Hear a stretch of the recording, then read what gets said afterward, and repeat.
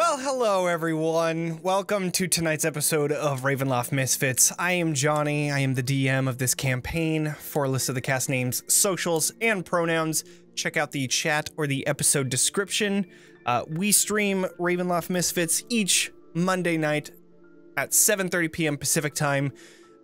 Please make sure to follow us and subscribe to the channel. Participate in the chat.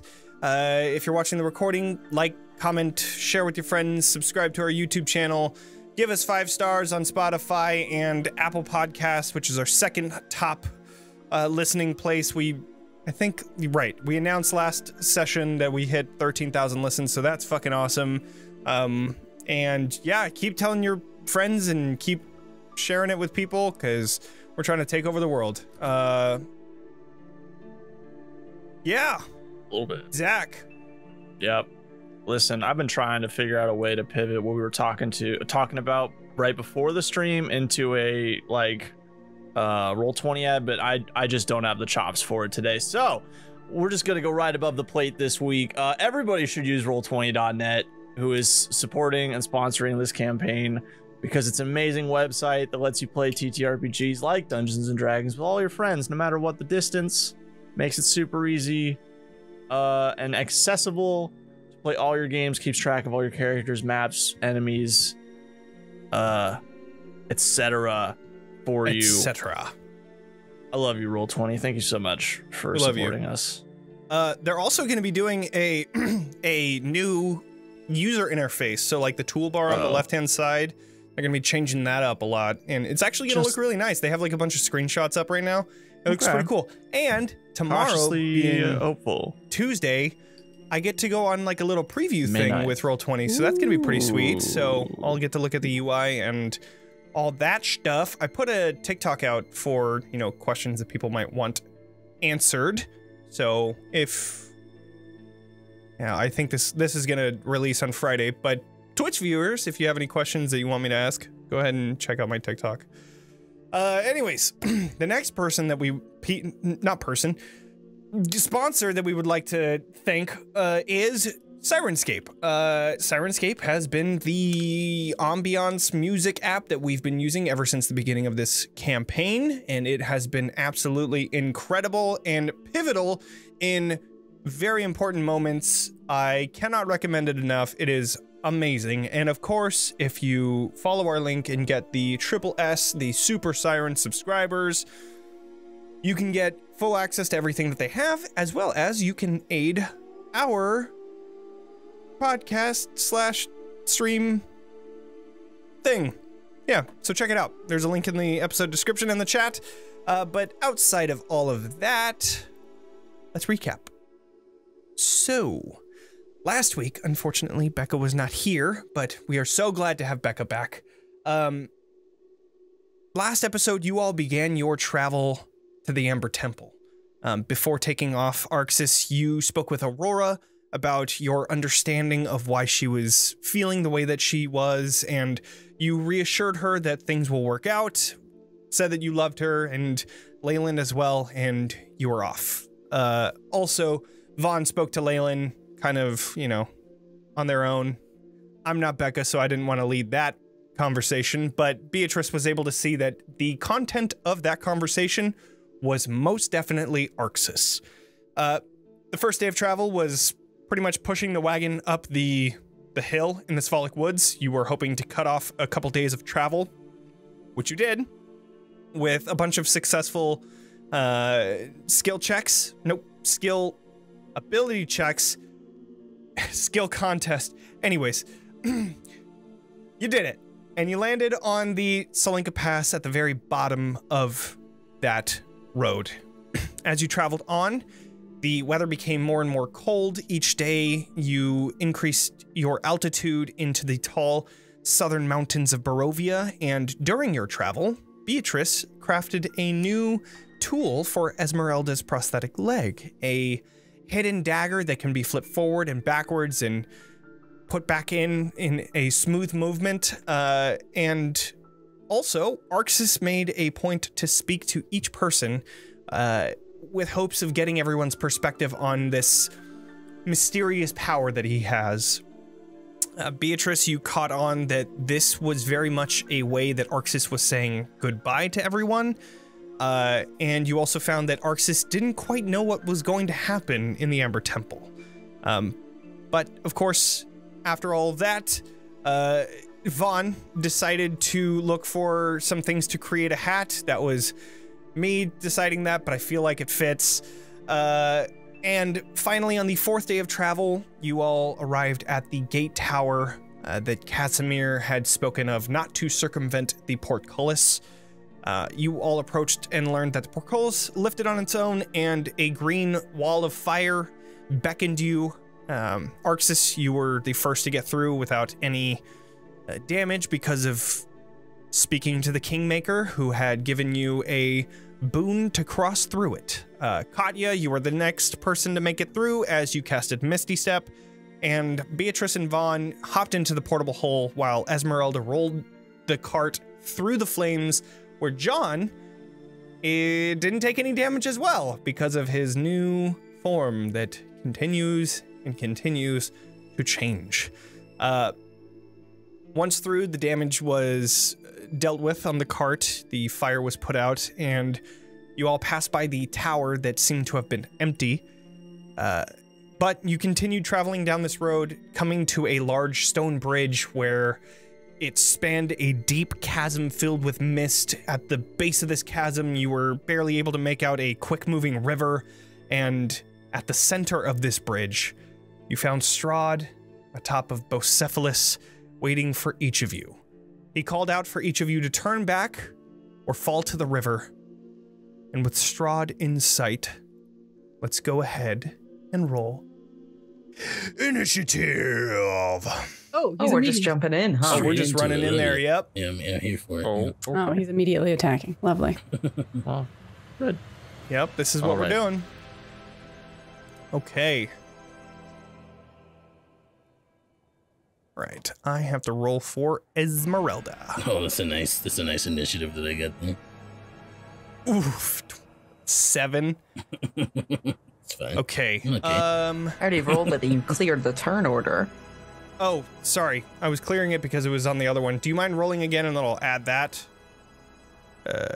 Yeah, please give me my other one back. Was that just yes, I will give you your other one. Same.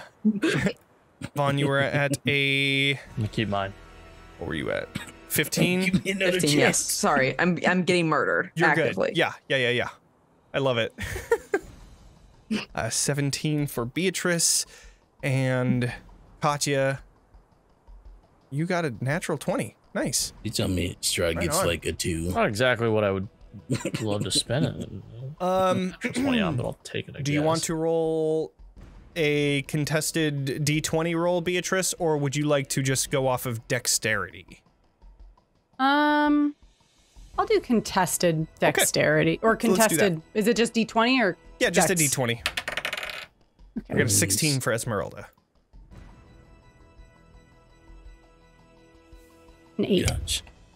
You Strahd. All right. Well, so then Esmeralda is going to go first. So I'll put that like that.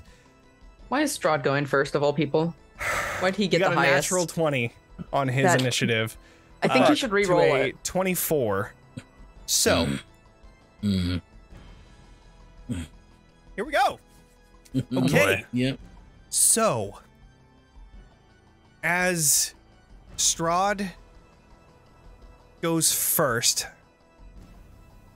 he is giving you the choice to not come forward. So I will have him, he just moves forward. Like he does so menacingly. Yeah. So he just moves forward and calls out, Why does he sound like Patrick Starr? "Turn around. Leave now before my patience runs thin." And that is his turn, which brings us to Katya. All right. Well, I'm gonna take a few steps forward and hurl my halberd at him overhand. Okay. Right on. I would love to see this. Go ahead and do a halberd throw attack. How the hell? I have no idea. I guess just do We've done this before. Just do a halberd attack and then add your... Do a d20 roll, adding your proficiency bonus and dexterity. Okay, great. Proficiency bonus, dexterity. Probably 3 and then... So +7. Yeah. Ba-boom. Nat 20. Fucking nat 20. Noise. Jesus Christ. Okay. He's dead. 1 hit. KO. Yeah, all right. This is the end of the campaign. I'd like to hit him in the face or the chest. Your call. And you do. However... Like, preferably, like, mid-sentence or, like, right after he finishes. Like, literally as he finishes his sentence. Sure. This... You see this halberd cut through Strahd. I knew it. Yeah, just a speaker. And you hear clink, clink, clink onto the... behind him onto the stone bridge, seeming to have no effect. With that, is there anything else you would like to do, Katya? That's me. Okay. All right. You know what? Actually, what? It was. I was not expecting to get a natural 20 on someone's first attack, but that is fucking sweet. The rest of my movement, now that I see that. I'm just going to keep walking forward now that I see that. Keep walking forward. Esmeralda just kind of puts her crossbows down and just starts walking forward as well. Is it me? It is now Beatrice. I will go ahead and hit an action cast of Detect Magic and also walk forward. Okay. So it would need to be, you would need to be within 30 feet, but with 25 feet. I can move forward, yeah. Yeah, you are within there. Heavy illusion magic coming from this. Do I see any sort of sources? No. It looks like this is just a... Do an Arcana check. Sure. Like, is it a projection of him actively, or is it like a pre-recorded thing? Is like the thing I'd be most interested in. That would a 19. A 19. This seems to be a programmed illusion. You saw this with little baby Strahd in Babala Saga's hut. It just, he seems to be just, and he doesn't seem to recognize any of you coming forward. He just continues to walk forward menacingly. That's about that. Okay. Well, it seems like it's not too much of a problem. This is not actively something he's connected to. I say we just pass on. Okay. At that, you hear this blood-curdling screech from down below. You've heard this before. This was that giant bird that came from the Elder Tree. And as you finally come to realize this, you get this giant rush of wind as this giant bird comes shooting up from the chasm below and looks directly at Strahd von Zorovich, the one that has destroyed their nest, and comes swooping down, trying to grab onto it. However, big bird. Since there is nothing there, it grabs on, frustratingly trying to grab something, and the only other thing left are the ones here. So it turns its gaze towards you, and it has multi-attacks, so it is going to, after flying there, rush towards each of you. And I'm going to do a D20 to see who it's going to attack, whether it's Beatrice or Esmeralda. I'm going to go with 1 to 10 is Beatrice, and Esmeralda is 11 to 20. Whoa. That is a 4. So that is a Beatrice attack. This beak is going straight for you. Mm-hmm. That is a 28. Yeah, I can't block that. Okay. I would like to use. Hang on, let me read this. Runic Shield to force the bird to reroll. When another creature you see 60 feet of you is hit by an attack roll, you... Okay, all right.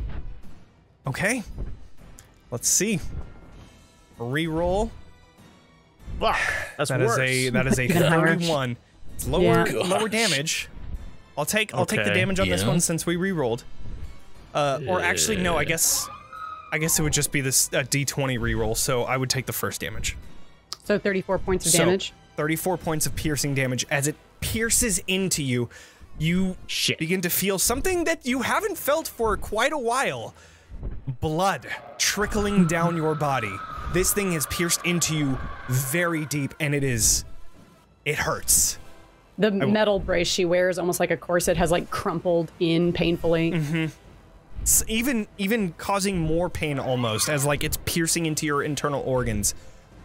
That was a big hit, but that is the end of the bird's turn. Am I grappled by it? You are not grappled. It did not attack you with its talons. That was specifically made for Strahd, which obviously missed. So, Vaughn, what would you like to do? Bonus action rage. Of course. And then I'm going to... Oh, I have to roll my d6, I suppose, first of all. Of course. Oh, it's a d8, I think. I haven't played this character in 10 million years. I think it's a d8. I think you're right. You know? What does this do? Let's find out. A 2? I can teleport up to 30 feet to an unoccupied space I can see. Oh, sweet. Nice. So you didn't even use any movement to get over there. You just appeared right next to Beatrice. Until your rage ends, you can use this effect on each of your turns as a bonus action. That's fantastic. I love it. I'm going to reckless attack this this bitch. Oh, shit. Let's go. Okay, so I've got that, and I've got that.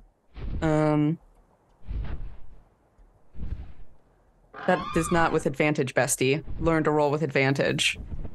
How about a 14? A 14 does not hit. If I will Flash of Genius, +5. Oh, you can do that to attacks too? I believe so. I believe it's like pretty much anything. Let me double check. Okay. You can use it. Oh, an ability check or saving throw. Nope. Okay. I was gonna say that is fucking crazy. If it's just +5 on anything. Yeah, I know, right? It's like a better bardic inspiration. Well, I guess not necessarily. Some because you get. Anyways. Then I'll take my second attack. Okay, you take your second attack. Because I get an extra attack. Yes. What level of barbarian am I? Who the fuck knows? You're 5th. Yeah, you were 5 ever since you were here. Yeah, okay, that's a natural 20. Fucking 20. Let's go. I'm also gonna use a superiority die to do a maneuvering strike. So as a reaction, Beatrice can move up to half her movement without using an opportunity attack. Wow, that is fucking sweet. And then I'll roll my superiority die of a D6. I will absolutely take that. So half of my movement, I believe, would be just 10, or is it 15 for me? I don't know if we round up for movement. I'm not sure. That's fine. We'll say that diagonal. That's good. Yeah. Okay. So that is 9, 17, 20 damage. Cool. Doesn't look like it hurt it at all. That's fine. That was just. Oh, it's a psychic blade too. So it just like you could see it like reeling its head, and that is the opportunity that Beatrice you take. I imagine from the beginning of this, you see Beatrice getting pierced by the beak of this giant bird, and that sends you into this rage.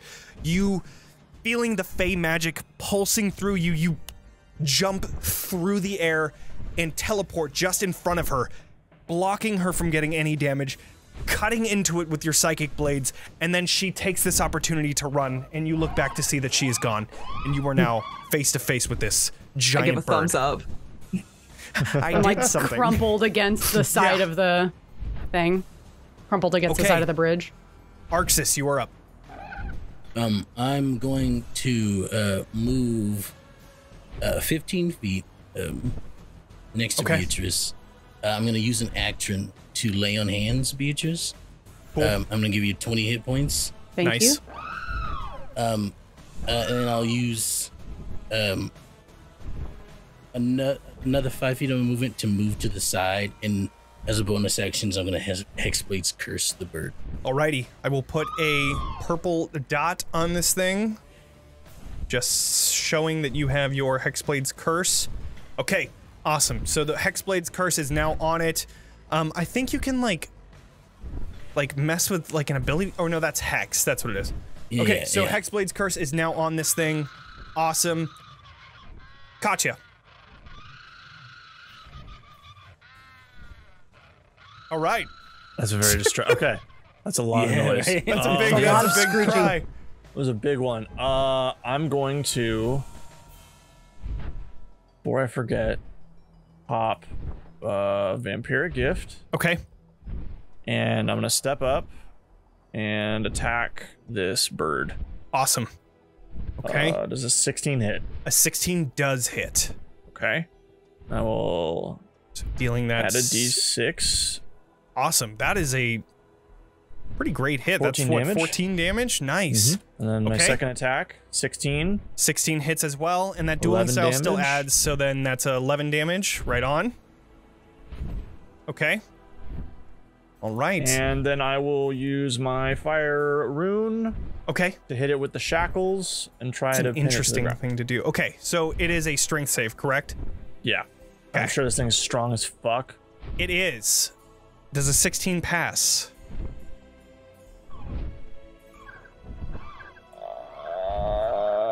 Hang on. It's been a minute. Oh shit. Probably, yeah. I think so. Yes. Okay. What is your DC? Fuck. I think it's 14. Okay. It's on the side of your character sheet in one of those boxes. Are you sure? Yeah. Regardless. It is 16. Okay. Okay. Oh, it is 16. Okay, so just passes. Yeah. All right. But it still takes 2d6, so it takes another 11. Okay. Another 11 damage. Put that on there. That's my turn. It is Esmeralda's turn. She is going to she knows that she doesn't want to do anything just next to it, so she is going to run, trying to get away from an opportunity attack. Actually, I don't think she would do that. I think she's going to disengage and run away. And I don't know if she can do anything outside of that. Oh, she can do a blood curse. Let's do that.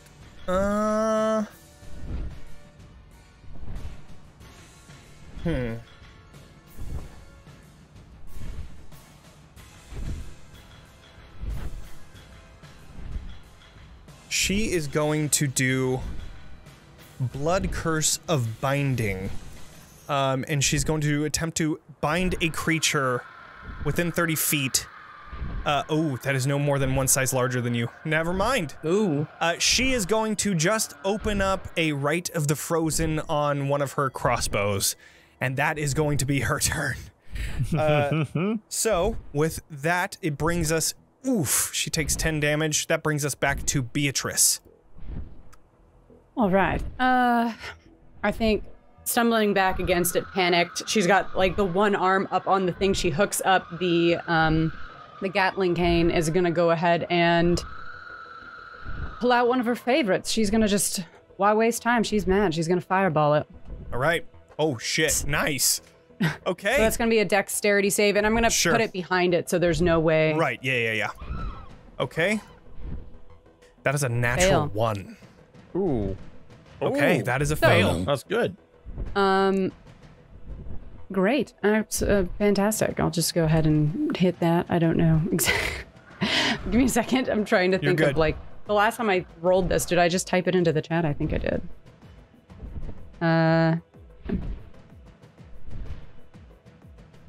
Sorry. You're good. 29. Okay. 29 damage. Damage. Nice. Yep. You can see that the fire has great effect to this thing. Not doing extra damage, but you do see that it, seeing the fire, is now in a bit of a panic. You can see that it's like flapping its wings, trying to get the fire out, seeming to have some sort of memory of just about a week ago. Okay. Anything else with your turn? With PTSD. I'm trying to check if I can summon the Eldritch Cannon, and it's a bonus action. I believe so. It's either an action or a bonus action. I believe it's a bonus action. I'll let you know. Okay, sounds good. The rock is going to now look at one of the two of you. So the Talon, I'm going to roll 1 to 10 is Vaughn, 11 to 20 is Katya. That is a 15, so it is coming for Katya. Katya, this is coming towards you. That is a 22 to hit. That does hit. Okay. And then a beak attack towards Vaughn. It has advantage. It has advantage. Does not get a natural 20, but that is 29 piercing damage, which is halved to, that would be 15. Okay. And so, do we round up or down? I can't remember every single time. I think we round, I don't know. I want to say it's a round up. Okay, round actually, up. but I'm so not then, yeah, sure. 15. Okay. I think that's the general rule is round up. For but damage, I don't know. round yeah, up. I think it's, We'll do round up.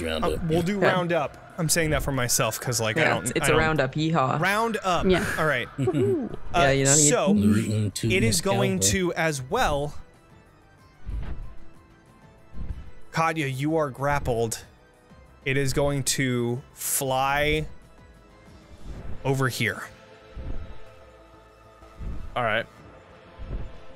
With me? I would say, since you have spider climb, I would say that you get a strength contested check. Okay. I would say that you have disadvantage because of the sheer size of this thing. Sure. Can I use my opportunity attack to grab Katya? Since Katya is being pulled away from the space next to me.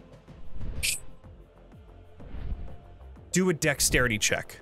Okay. You have advantage since you are a barbarian. Just a dexterity check or a save? Check. Okay. No, save. Okay. Okay. Okay. 25. Damn. 25. Okay. Well then, it got a natural 20 on its strength check. Okay, we can be a 29. Yeah, so we can beat that. I will now give you, Katya, a straight strength check. Straight roll? Okay. So Yeah. check or save? Save. Save? Okay. If it's a save, you get a +5 because you're within. Is that within 10 feet? Yeah. Yeah. That is indeed within 10 feet. Okay. Oh, then I got a +5 as well. Yeah. No, To a 30? because are you within You 10 didn't feet? need it. That was just Yeah. to check if you caught me. Oh, I see. So, Yeah. Okay. I'll just say it. Anyway. Yeah, you already strength passed save, anyways. right? Yeah. Yes. So, You need at least a 30. right. So all I gotta do believe is +5, that's 13. So all I gotta do is roll a 17. Easy. Yeah, you got it. Nice. Nat 20. Fucking natural 20 plus the 5 from Arxes is fucking Wild. incredible. 33 on your strength save. I fucking love this. This is so sick. Oh my I god. ain't going anywhere. You know. That is incredible. So I would say that it still Easy. moves over here and it's trying to pull you off. And this I have my opportunity giant attack? bird has, well, no, it's not coming out of your range because you're still grappled by it. It's trying to pull you off. Ha! But And we're just Vaughn, like, exactly. Vaughn, Tug you of grab war, onto the Katya. side of the bridge, grabbing onto Katya. Katya, you hold as hard as you can down onto the bridge with your spider climb, your essence keeping you down as this giant bird, which wingspan is huge, almost like half the size, if not 3/4 of the size of this bridge. The wings reach out, lifting with an insurmountable amount of lift force, and you stand steadfast as this thing tries to push you off of this bridge. That is fucking incredible. Yeah. I love it. Vaughn, you are up. Cool. You know, I mean, I'm just here, one hand holding Katya, Right. and I'm just gonna, you know, quickly just a knife at it. Yeah. recklessly. Of if course. that's all allowed. Yes, of course. Yes, please do. Oh, yes, of course. I will definitely recklessly attack. It's a 22 22 hit? definitely hits, and you do have that sneak attack damage, so that is 16. Right on. Okay. Another 16 damage. Then I will extra attack. 26 also hits, dealing that nice 9 damage. Right on. Okay. It's looking bloodied. All of the pierces that your... Oh, well, I guess your psychic damage does It's got a really bad migraine. Right, yeah, it's like it's reeling from the psychic damage that it's taking, as well as the fire that some bouts of fire are still on this thing. Okay. And then as a bonus action, I can make an offhand attack with another psychic blade. Fantastic, let's do it. Yeah. 24. Awesome. And for the offhand, I think that does it add your strength? Because it's offhand. I don't know.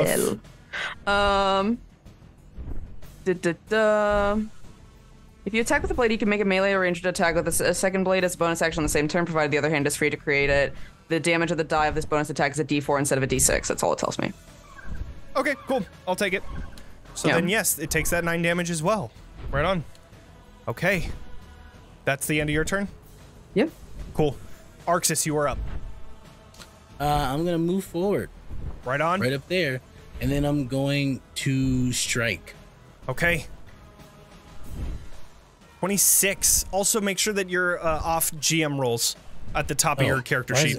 Why is that doing that? 26 to hit, dealing 13 slashing damage. I love it. That is awesome. Yep. Oh, there it is. There it is again. And I'm gonna throw in a smite on there. Pretty pissed off. Throwing a smite. Let's see it.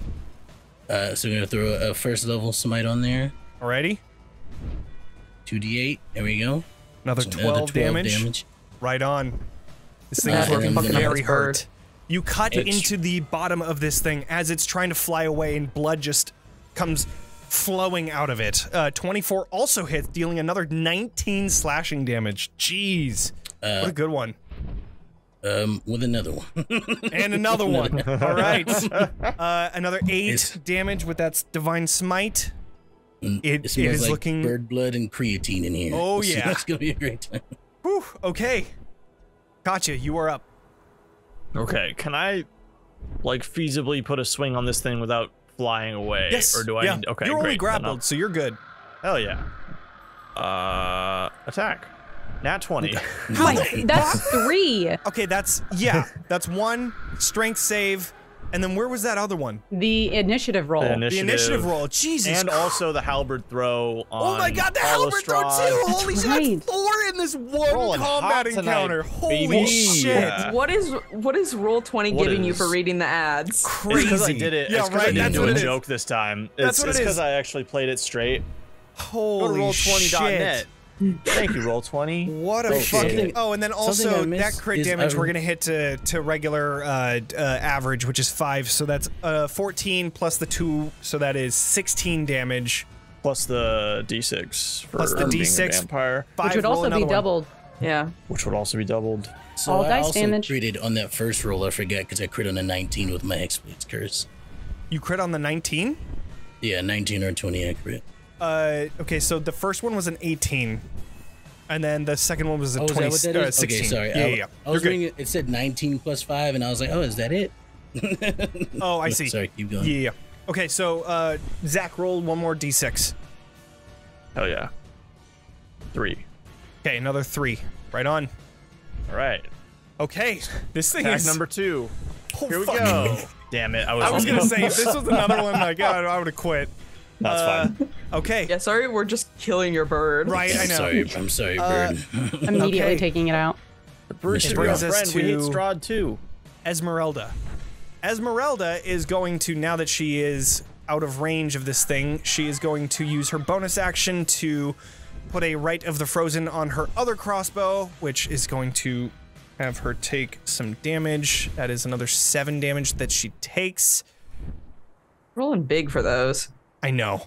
And then she is going to do 2 of her right damage crossbows. right here. That's a 27 to hit and a 15, which just hits. Okay, dealing that 19 damage on the first one, and then the 11 on the second one. This thing is looking like it is within an inch of death. Both of these pierce into its neck in different places. You can see the frozen part of the bolts spreading and feathers falling down in these frozen icicle type, in a frozen icicle type way, down to the chasm below where the river flows. It is now Beatrice's turn. This thing is looking pretty rough at this point. It is looking very, very hurt. Do I know if this bird has any valuable arcane components in its biology? Go ahead and do an Arcana check. 23. 23.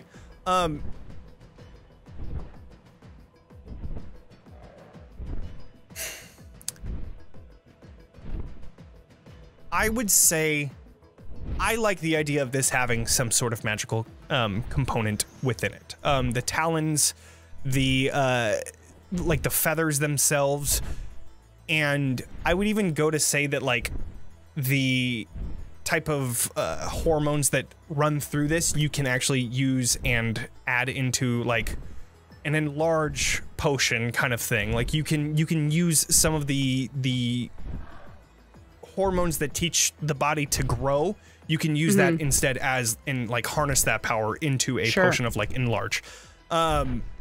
So yes, I would say that you would know that there are some sort of magical properties within this large bird.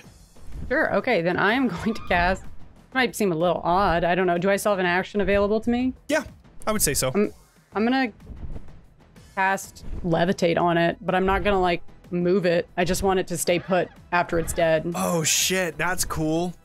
I was gonna say, I was like, if you were gonna do the final blow, this thing was going off the bridge. But with levitate, that is very interesting. An unwilling creature can make a Constitution saving throw. Okay. I guess I could also just, I want to hold levitate, I guess is the way, So like as soon as it goes, I want to hold it so I can cast it. Oh, and then that way it's, no, got it. Cool. Because then it's an object.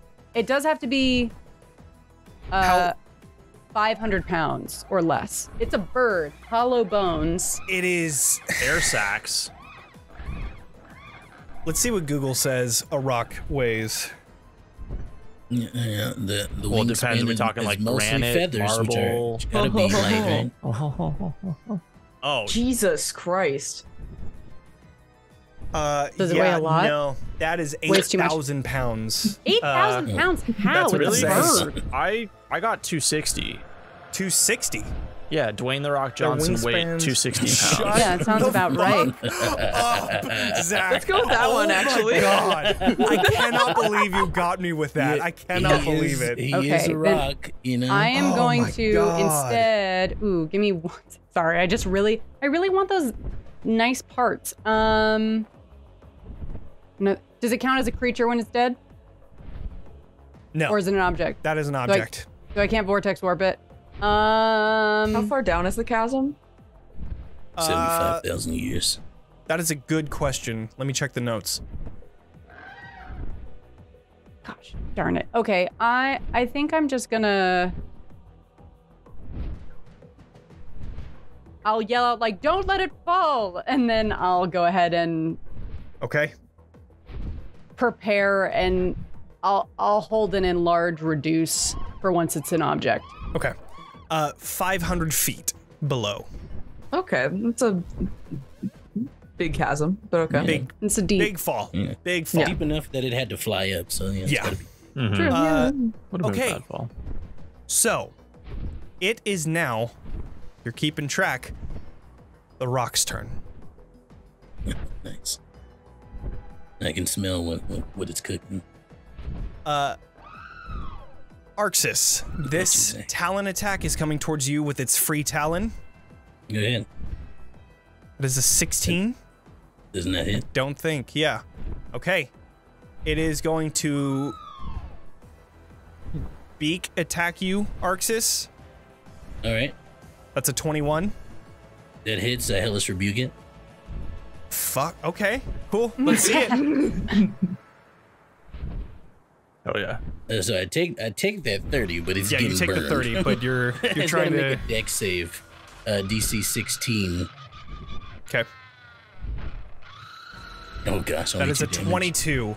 It Ouch! takes one. Just Well, 2 damage. Ooh, a double one.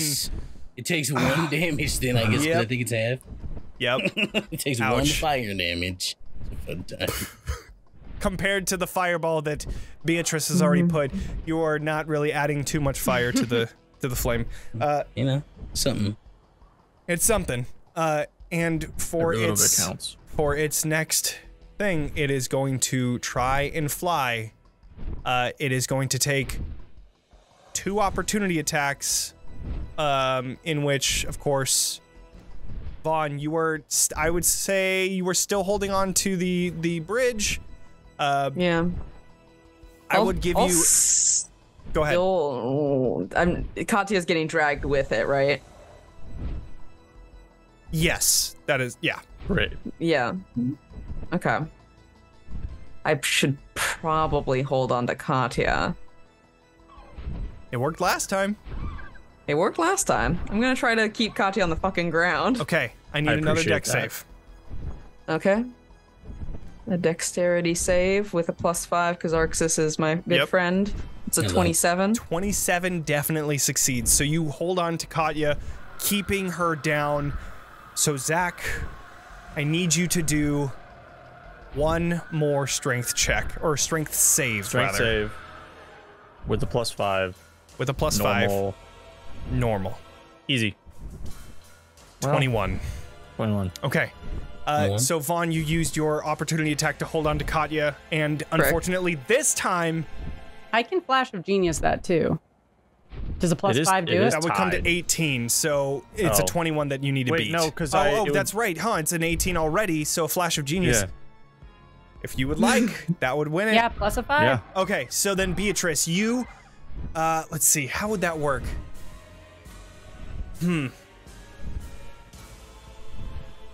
Oh, you saying how does that work? Right. What? I yell at Katya and Vaughn. The bricks are loose on the bridge. Dig in, and there's like some loose rubble near their feet that they can like dig their feet into. So as Katya begins to lift off of the stone bridge, you find one of those loose bricks that you kick your foot under, and it keeps you there with the force that Vaughn is holding on to you and your own spider climb, as well as just that the deep connection that you have on that loose brick. You are staying put, somehow once again beating this rock. Bring that damn bird back here. I would say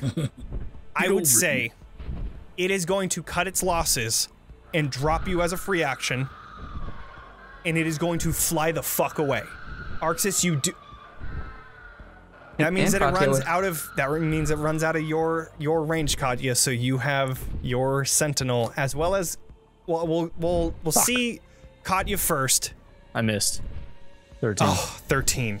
Unfortunately, it misses. Do I have However, any- Arxes, you do get 1 more attack as it flies out of your range. There's a moment where Arxes, you see, like, thinks about it. Almost like he doesn't want to, but then the expression drops and he just slices at it. Okay. So 22 for 20 damage.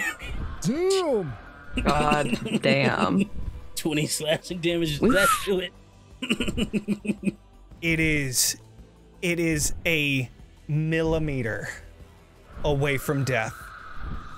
It is not dead yet. Do you want to pump another Divine Smite in there?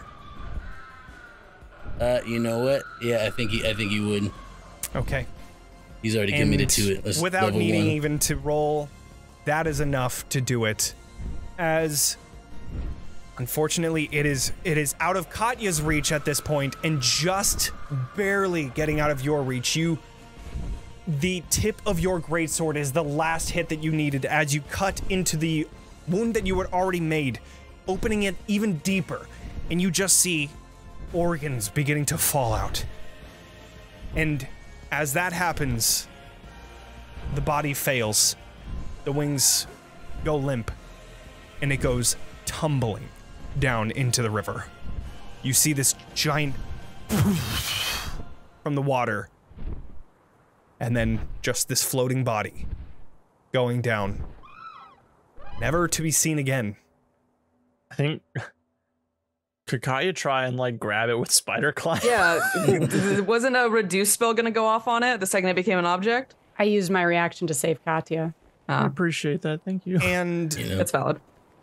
also, Katya, you use your reaction for the sentinel.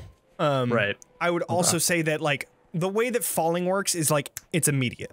It's like when you fall from X height, you go down immediately.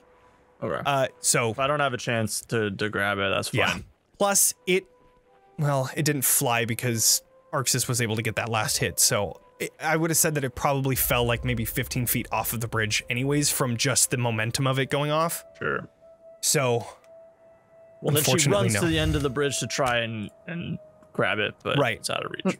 I was gonna try to run, jump off the edge, grab onto it, and then use my teleport back to see if I could bring it with me. And that is an absolute no. Badass. Badass though. If it was reduced, I could have done it. I know. As they both start to rush, I was like, let it go. It's fine. There'll be other big, stupid birds. There'll be other birds. And sort of like clank back on the thing, trying to like detach some of the armor plating. Are you okay? I'll be fine. It's just, I'm gonna have to repair this. And I begin unclasping it. Mm-hmm. Esmeralda gets back on her cart and says, "So, where is Casimir? He said that he would meet us here." Can I look or like up the river to see if I see a little wizard? Yeah, go ahead and something? do a perception check, but with this, I would say disadvantage because of all the like mist and windy snow, blizzard. 7. Okay. You do not see any like boats or anything coming down the river, but it's hard to see exactly. I mean, you could see the bird that was in the river because it was huge. Right. And you knew where it went close. down, but now it's like it's difficult to see anything details wise.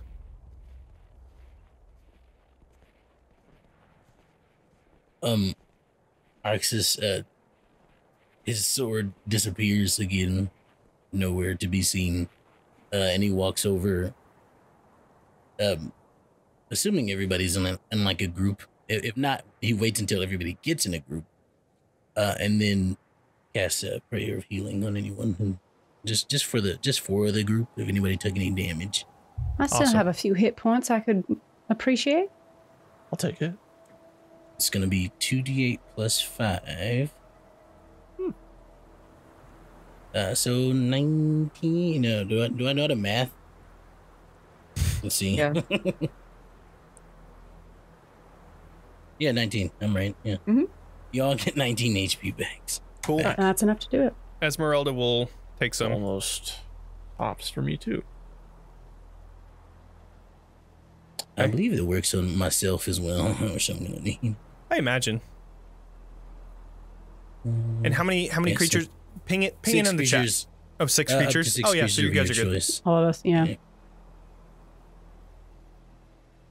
Yeah. Hang out for 10 Then minutes. you can take it. Yeah. Cool. Yeah. Do you guys cross the bridge? Do you stay on this side? Where are we supposed to meet him? On the other side? Then, yeah, we should probably go and make camp for the evening, right? I think that's a safe bet. Okay. He'll find us. Vaughn, could you help me up? Of course. As I fully pick Beatrice up. Yeah, I would say with the brace removed, she's always been very slight, but without it, you could see like this thing was adding like form to her core, and as you pick her up, you can tell there's like it's a very weak, like she probably can't stand properly without this on.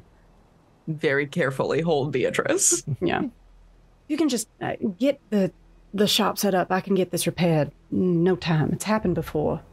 Of course, yeah. And like in the act of like picking Beatrice up and like starting to move, I'm gonna give you one of my bolstering magics, so you can add a D3 to any attack or ability checks in the next 10 minutes. Cool. Great. So if I get started on it in the next 10 minutes. Yeah. So it takes a minute or two to get the Vaughn and Beatrice are able to make it to the other side of the bridge pretty easily, as well as everyone else. But Esmeralda is very slowly making her way around these broken bits of the stone bridge, making sure that the cart doesn't fall over and just go tumbling down like the rock did. But successfully, there's enough room. It just needs to be careful, and she makes it to the other side. There are towers on this bridge that are open, and you can see nothing is within it. So that is an option of making camp if you'd like. Outside of that, there is open space on this road that you could also make camp. But again, it is very cold outside, so that's another thing. You do have cold weather gear, but, you know. We'll take a tower at least and throw the portable hole down in the bottom of one of them. Okay. So throwing down the portable hole, Vaughn and Beatrice make your way into there. Can we sort of just, like, post up between these two guard towers and use them as windbreaks? So, Esmeralda sets the cart on the other side of the towers just to make sure that nothing comes this way, as well as just in case the bridge falls. She doesn't want to lose her cart. Leaves it there, keeping a bit of a blockade. But the open bridge behind you is still open to the elements. Is the programmed straw just still hanging out? There is no more programmed Strahd. Okay. That's good. That'll make sleeping easier. Yeah. Once it went through, it stopped going. It might reset, but as of right now, it has. In the middle of the night, just like, yeah, right. Turn back. Like, shut up. So, you all set up camp here in this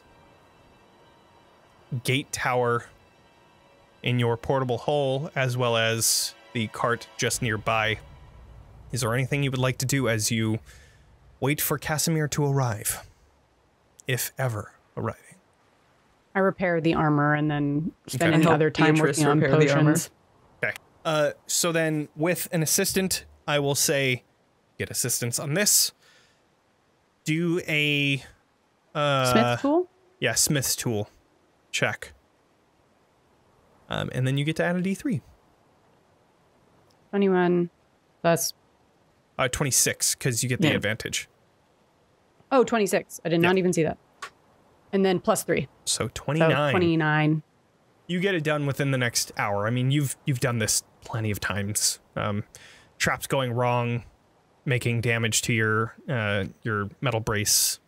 You've done it so often that you can do this with your eyes closed. And sure enough, within the hour, it is done. And rebuff out some of the scratches.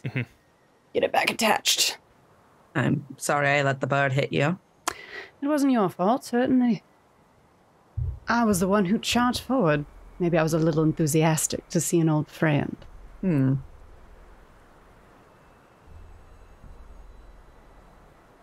sorry. That's all right. I'm sorry you got hit as well. I meant to get hit. I'm certainly not meant for that. Yes. I agree. Have you, collected any other poisons or anything recently? Plants? How have my ventures into the woods gone while we've been traveling, Johnny? Do a survival check. Just a retcon survival. Okay, now that I'm here again. 22. Thanks. Pretty good.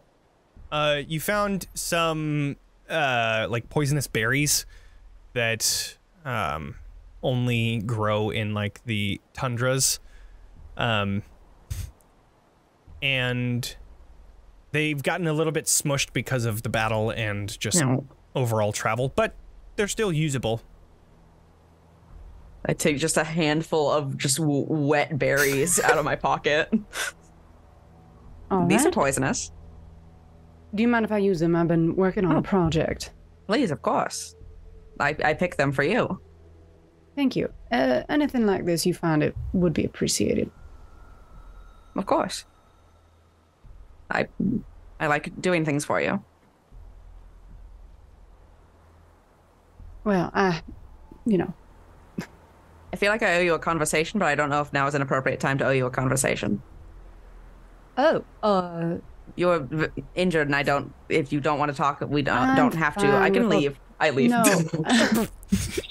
I start to climb out of the hole. I've been working on things, but I mean, if you want to talk, that's fine. I'm not at Arxes worked his whatever it is, and I'm fine, but. He did what? Do I have to kill him? No. I'll kill him right now. I'll push him off the edge. Well, not right now. That's not necessary. Damn. All right. I feel betrayed for some reason. Did you need, and I like remove the hat and like place it over on like, did you need to talk about something? I left the conversation unfinished. And I don't know if I have any good answers still. But I suppose I'm confused how everyone isn't just how everyone just isn't exactly who everyone perceives them as. Are you not altered by perceptions of you outside of yourself? No. I mean, I alter people's perception of me. Mm-hmm. What do you...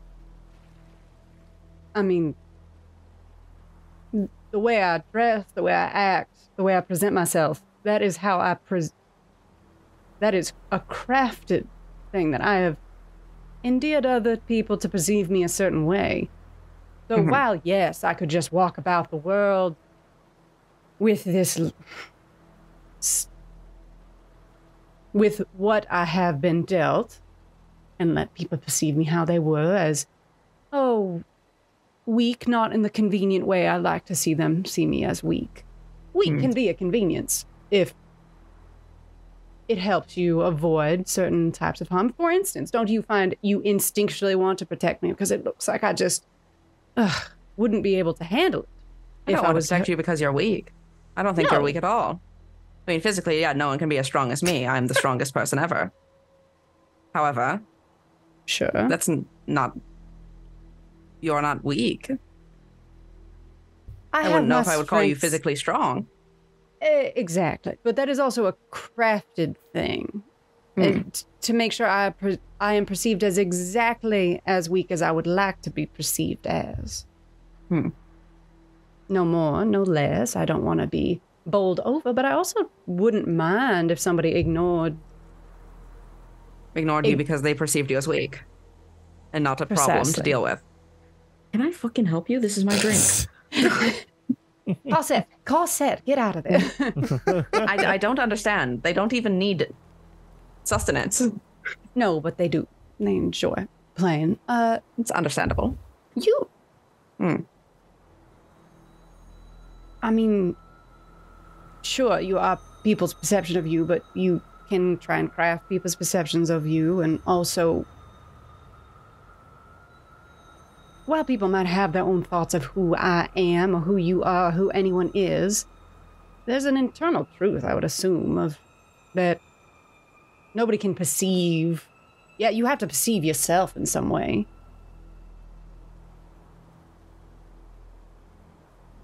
I suppose. You just yourself said you are the strongest person, the strongest thing. Well, that's factually correct. Is it? Have you tested every single strength? How strong was that bird? I mean, I helped Katya hold it down. I would say I'm stronger than that bird. That's very fair. Now, if you had not succeeded in holding that bird down, would you now say you are not? I said person. I wouldn't know if I would call that bird a person. I haven't had a lovely conversation with them. Fair. And now they're dead in a river. As most things that would dare to call itself stronger than me should be.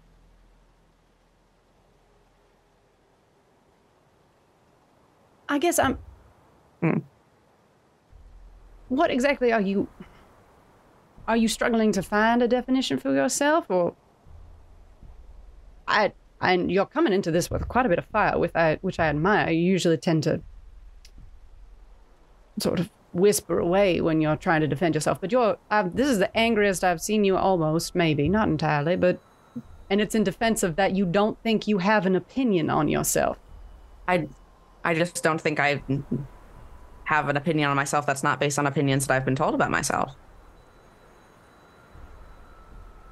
All right, so why don't you change that? Sweet if you want to. Summer child. Well, I don't... How do I do that? How do I develop an opinion about myself? Well, I know facts about myself, that I'm the strongest. Sure. And that I am slightly less pretty than Stradvan Zarovich. Okay. Which also in itself is a matter of opinion. I was gonna say, it depends on your type. I suppose. No, I mean, I suppose that is an opinion, yes, because my mother told me that I was the ugliest thing that had ever been born out of the earth. I don't think that's true. All right. Well, I think the way to form an opinion on something is to start thinking critically about the way that things you've heard. For instance, you can't, if you've only ever read one book. I've read many books. Right. So when you first started reading books, did you know whether or not you liked the first one you read, or was it just the first one you had read? And then after you read more and more, you began to develop a taste for maybe books you liked more than others. I suppose. The Scary Story was quite fun. Mostly because the pictures all looked like me. See, an ability to identify. So maybe that is a way to begin to form an opinion of yourself, is collecting opinions about yourself, about other people, and how you see yourself comparing to them. And then you can start to determine who you are based on your perceptions. So for instance, yes, you find yourself stronger than me.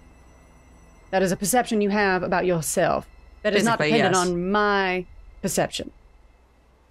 Correct. What about someone like Arxes? How would you compare yourself to Arxes? Not based on someone else's opinion of either of you, but your opinion of him. How would I compare myself to Arxes? I don't know if I can count the ways. It sounds like you've got quite a catalog to go through. I mean, Arxes is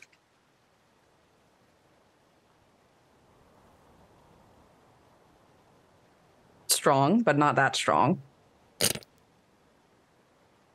I beat him in an arm wrestling match very handedly. That's a fact.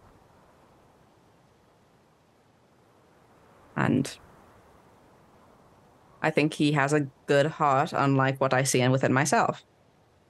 So you think you have... And what do you mean by a good heart? Behind all that bullshit that's going on, all that, there's something there that is good. Again, good. What do you mean by good? Good in the sense of, in a different story, he would be a hero. All right. So you find that no matter what story you will be in... Oh, I'm the being that stalks the bushes. I'm the boogeyman outside of a child's window that the hero comes and slays. Have you stalked many children through their windows recently? Not recently. I haven't been around that many children. And how can that be a factual thing you have an opinion on? Well, it's happened before. Certainly, but I've never taken my hat off in front of strangers either, and I would have defined myself by that. You would call me a stranger? Well, not me. In the company, I guess. Oh. I like you without your hat. Anyway, as Arxes is purple. Very true. Do you like the color purple? The book, or Yeah. Do you like the book, The Color Purple? Do you like the musical, The Color Purple? I have not seen any theater. I didn't know they made a musical. It's an all right color. It's the same color as my blood, which I don't like to see usually, but it is also sometimes nice to see. I don't know. I think maybe begin writing a list of colors, or just collecting a book of opinions about yourself compared to other. Like, you can't begin to have an opinion on anything if you don't think critically about it. Just because somebody has told you a million times how to think or what to think doesn't mean you can't decide to start thinking for yourself. Now, if you don't want to think for yourself, fine, go on and just let people tell you who you are for your entire life and let them guide your hand just like Baba La Saga did from the time you were in the cradle. Does that sound like something you want to do? No, I'm just saying, if it seems that you are stopping yourself from having an opinion on yourself. I suppose I am the biggest obstacle of me thinking a thing about myself. I can't stop you from having a thought. Neither can Baba La Saga, neither can anyone else. So, well, she's dead. Too true. Do you want to have an opinion on yourself, or do you just... I mean, it doesn't seem like you've tried. It seems the popular thing to do. It seems that that's what everyone else does. Have opinions about themselves, whether factual or not. Gotta fake it till you make it, baby. Yeah. As I sort of read, it's like, you strike me as vexed about this. The fact you have feelings about it tells you you must have opinions.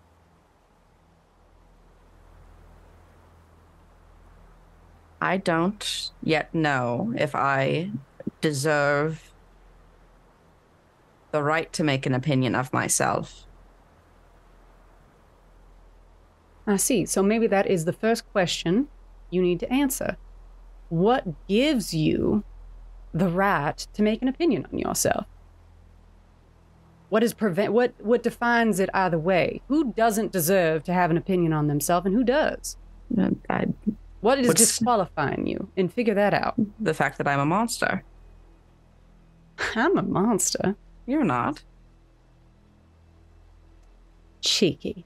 You're done. I mean, you're not. Why am I not a monster? I have scars that I hide. I've done many things. Isn't that just how kind of the system of nobility works? You're a pawn in a system that you are using to your advantage. Is that not right? That does not make you a monster. For the first time, I'm insulted that you thought I was a pawn in any system. Oh, pawn is the wrong word. You're a gear in the machine that continues to move, right? I mean, I start to climb out of the hole. There it goes. All right. I stop halfway. You have made a perception of me that is untrue. Now, does that mean I'm now that I should be punished for my false? Now am I because you thought that? Is that what I am? Absolutely not. Because I know the truth of it. That every single system I became a part of, every little ladder I climbed, I chose every footstep I took along the way. And I broke and rebuilt every machine I needed to climb as high as I wanted. I would never have called myself a pawn. I'm deeply I built the board. You're not at all weak. And I think you deserve to have an opinion of yourself.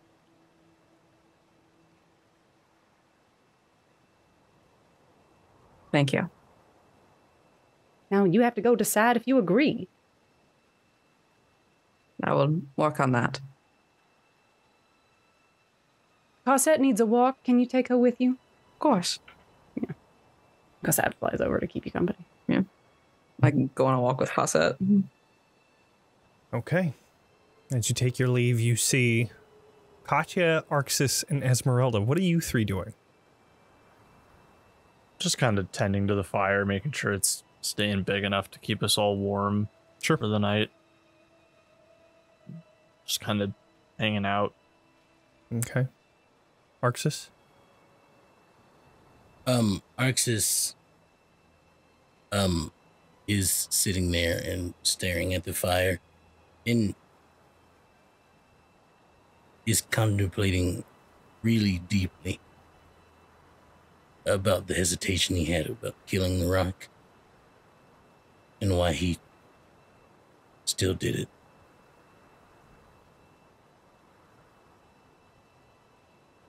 Should we have left it alive?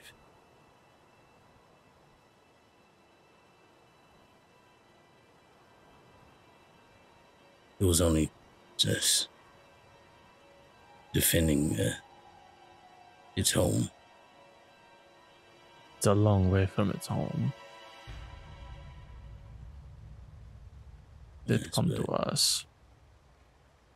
It sought revenge simply because it lost something.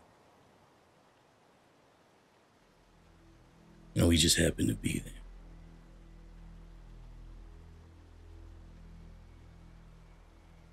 And it lashed out. If we let it go, what's to stop it from lashing out again?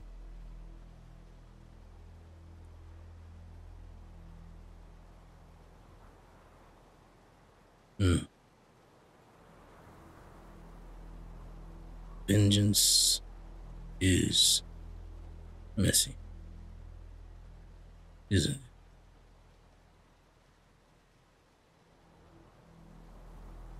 It's true. Yeah. Guess there's always loose ends to get tangled up in, huh?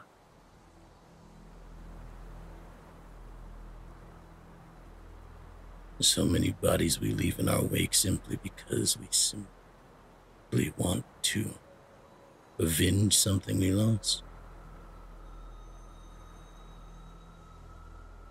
It's something that I've been thinking about lately.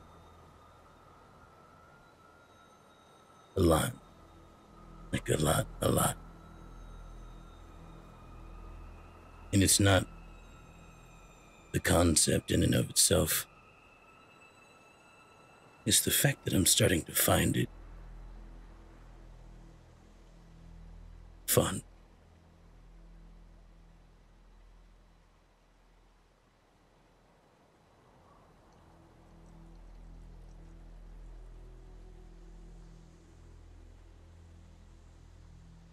I admit it had not really occurred to me. I haven't put a lot of thought into it.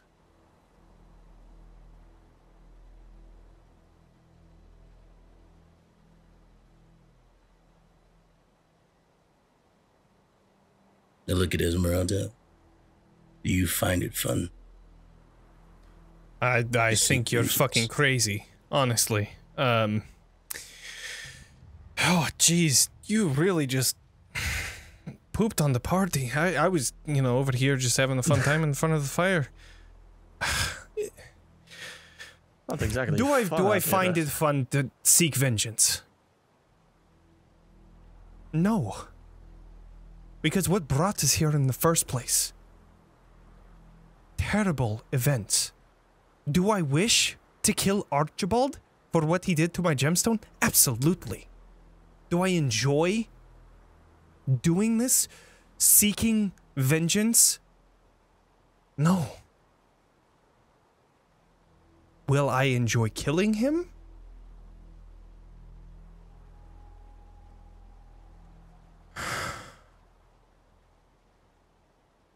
I don't know.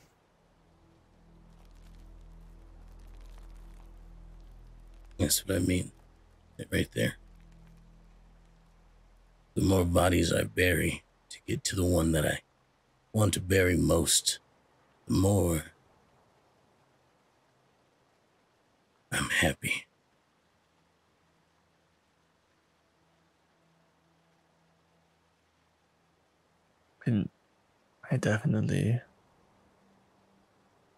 I I don't take any pleasure in what we've done up to this point, but I do look forward to the day that Strahd is dead.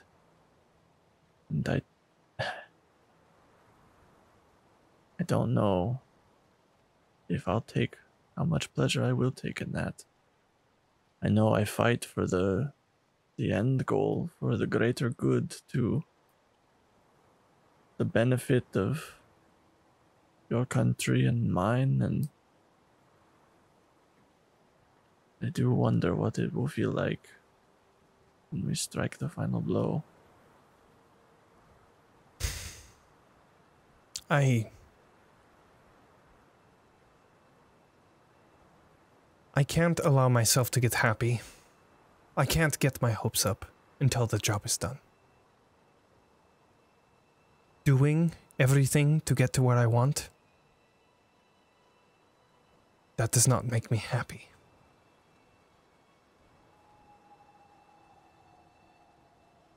I am on a mission. And this is just business.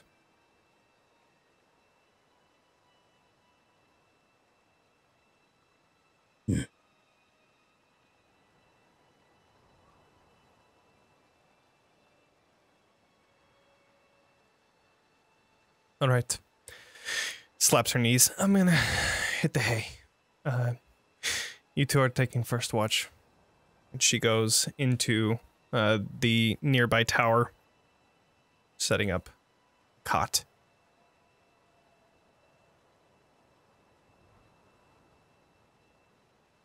Is there anything else? Or are we going to the long rest? I can make, I mean, I have some Arcana rolls to make for doing, like, work on potion stuff, but... Sure, yeah. Other than that. Okay. First watch, go ahead and do a perception check. Katya and Arxes, or one with advantage. You want to do it? Sure. Advantage. 6. Misty as hell out here. It is, and it's cold. You're trying to stay bundled up as much as you can within your coat and blanket that you have and stand as close to the fire as you can. And it is dark. The fire is the only light source that you have here. And even then, it only goes out so far. You can just barely see, like, midway of the bridge before it just turns into darkness, and this white sheet of snow in the wind, and this mist that creeps up from below in this chasm up onto the bridge.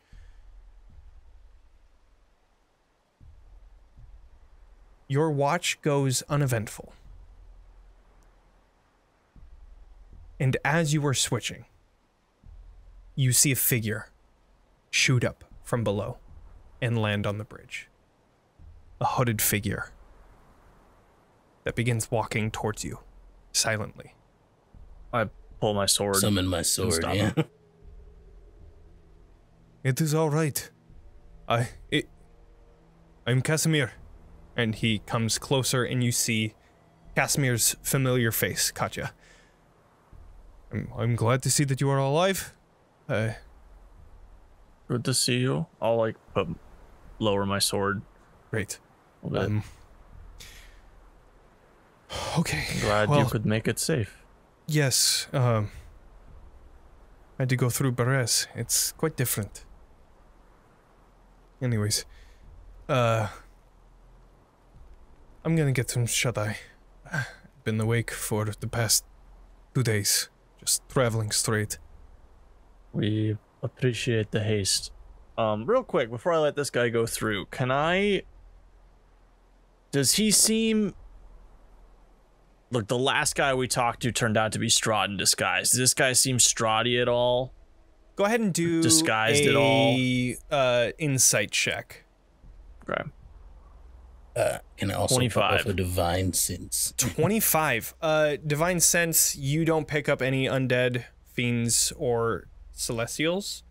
25 insight seems pretty legit. Okay. There's nothing that seems like weird about it. I mean, like, it is weird that he kind of like just walked up without saying anything. There's a spooky entrance for sure, but we love a dramatic. But yeah, he might be just dramatic. But as far as you're concerned, you believe this to be Casimir. Okay. Cool. Then I'll put my sword away and like give him a handshake and like, it's good to see you again. Awesome. And I'll like lead him into the thing so we can sleep. Okay. At the end of that, with Casimir, with the party, we're gonna go to break. We are going to try again with the quiet year. If you would like the quiet year, you can join in by typing in !illusion. We are going to start the giveaway now. We will be back in 15 minutes, so stand by because we are going to continue going towards the Amber Temple. See y'all soon. Bye.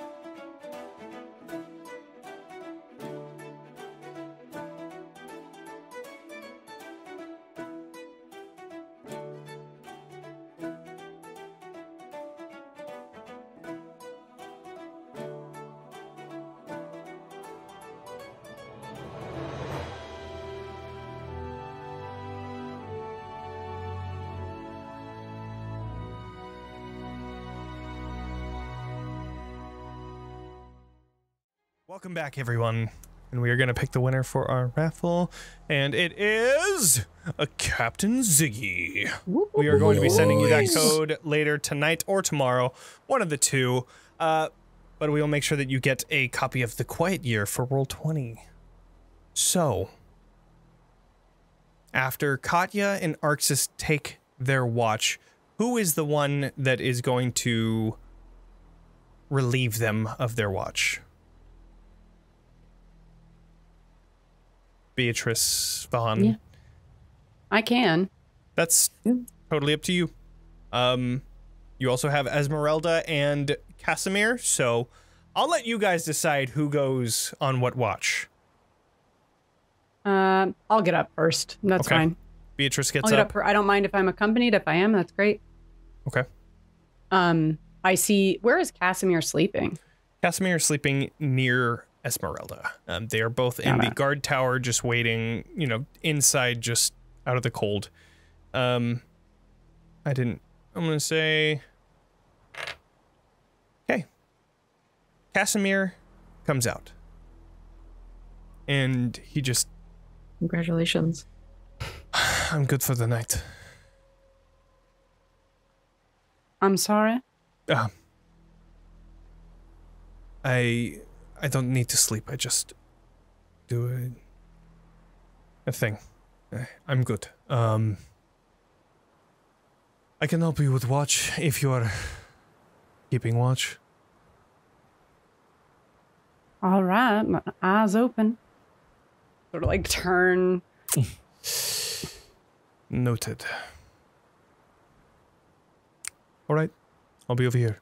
And he goes and walks over onto the bridge, just kind of looking around. Is there Does he have any magical shit on him? Does he have any, like, can I tell anything about what school he might be from? There's also like no elves here. Right. You would know, but I would like you to do a history check. Just to see how much I know? Yes. What a smart cookie I am? Yes. Where is my little history? Okay. Wait, let me make sure it's not an advantage. A 17.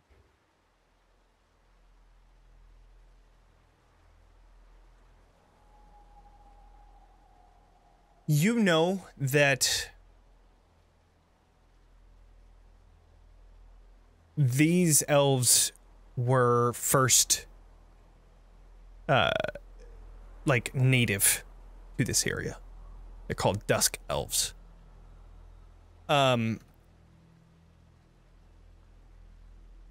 You know that Rahadin is a Dusk Elf.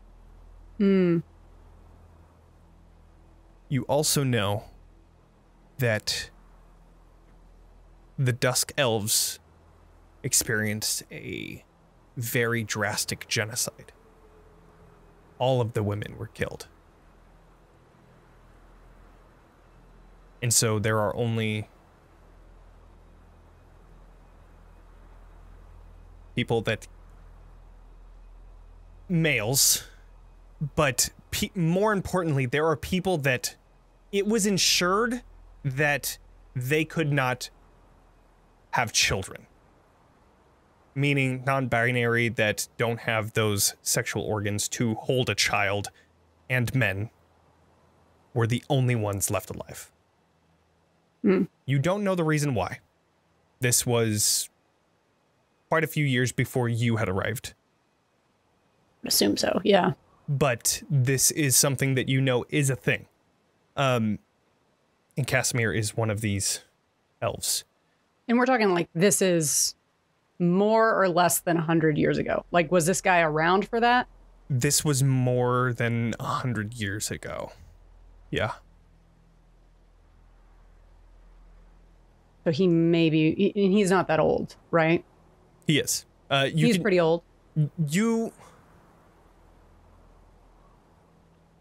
No elves were born 100 years ago, so he has to be that old. Would he have been a child at the time, or would he have been an adult? That you would have to kind of ask. I mean, elves, you can't really tell. They're very, very just... They always look young. They're near immortal. So that you would have to get in conversation. However, he is definitely at least over 100 years old. Sure. Yeah. Right. So was it a mother or your lover that you lost? Do a perception check. Let's just start it off. Let's just do it. Let's just start it off. Here's the Natural 2022. You see, he's like, he has his hands on the side of the bridge just looking down, and you see his hands come to fists as he looks over towards you.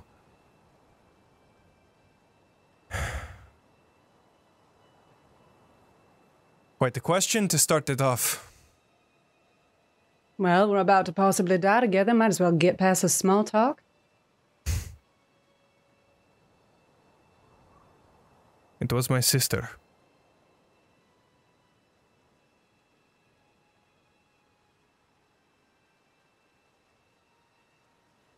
I don't know too much about how all that happened.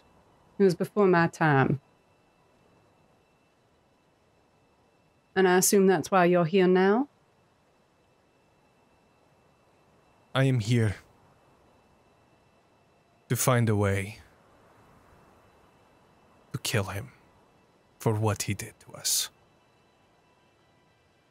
And to kill Rahadin. Good old Rahadin. Sounds personal. Very. All you elves, I haven't met too many of you other than Rahadin and yourself. Is there some sort of resemblance I'm noticing here?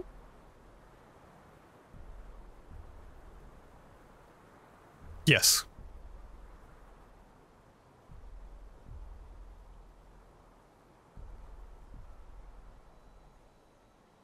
Rahadin was one of us at one point. And he forsook. He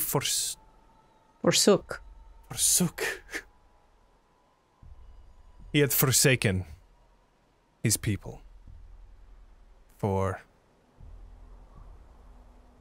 the promise of power.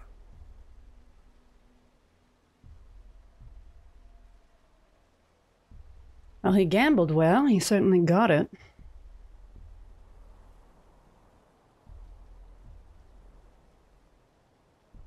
Is there a point to the questions?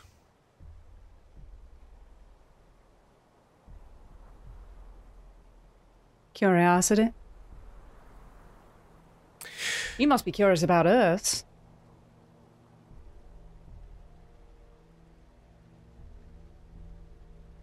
As long as the job gets done.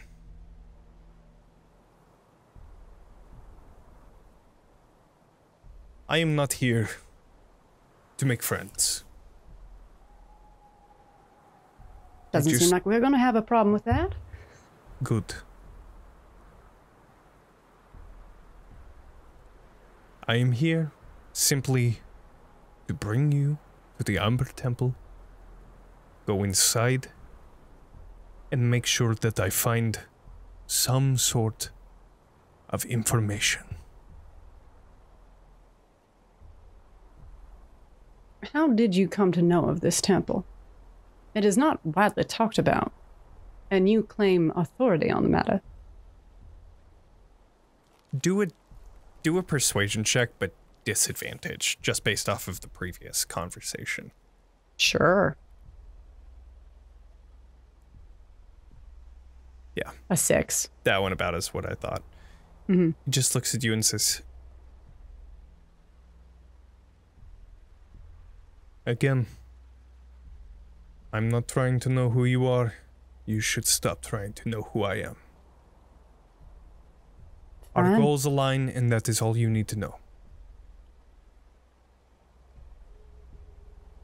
Sort of look him over, like, give like a scathing once over. Fine. I just thought I should pick your brain about what you might know, because I don't know how many you know of the ones that are with us. But the two of us are going to be leading this on anything arcane or intellectual, most likely.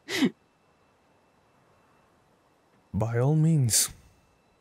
Again, as long as the job gets done, I do not care. I will scout ahead and tell you where to go. Everything else is up to you.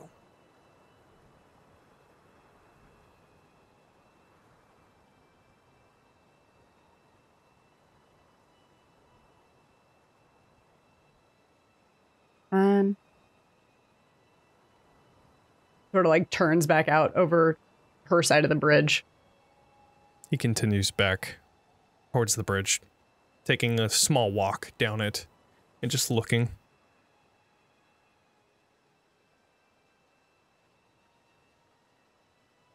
Says nothing else. Sure.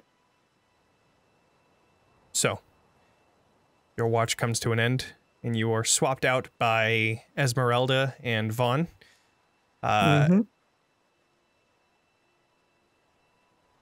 What would you like to do?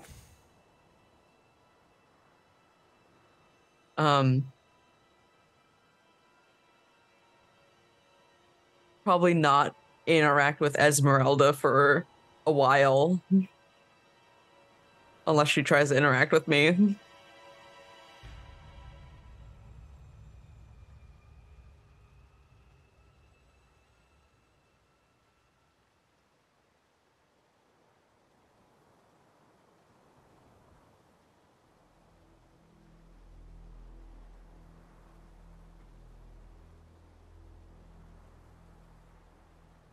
I've seen the way that you and Beatrice talk about Arxes.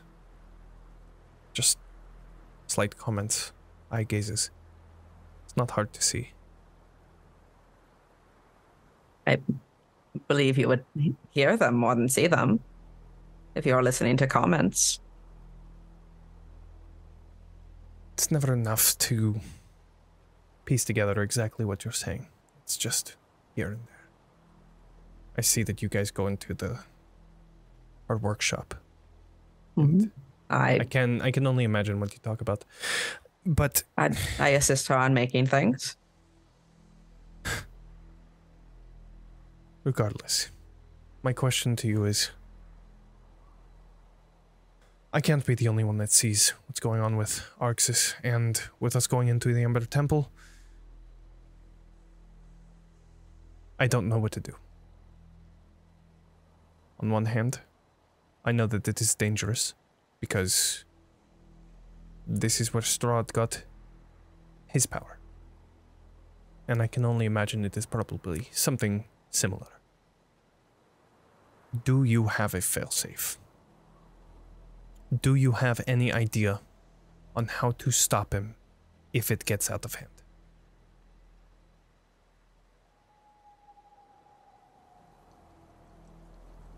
I think you know that there's really only going to be one failsafe we can do if push comes to shove. Yes, but tactically, we will not know when he is past that. Maybe. We might not know. What if he doesn't look like he's changed after we leave the Ember Temple? What if he does nothing in there and still there is something that happens? And then he just cuts us down in our sleep. He will be... If he is going to be getting the power similar in level as Strahd, he wouldn't be attacking us outright. He is not dumb enough to do that. Though, he does do that sometimes. Yes. But I would hope that he would know that that is not the right way to do it. I know that if I were to be him, I would attack everyone when they're sleeping. Feign that I am asleep, kill everyone that is asleep, and then go for the people that are on watch. Do we have a failsafe for that? No. Okay. At the moment, we are not currently standing in his way to get what he wants. And from what I have seen of the instances where whatever it is takes more control, the goal is to kill Strahd.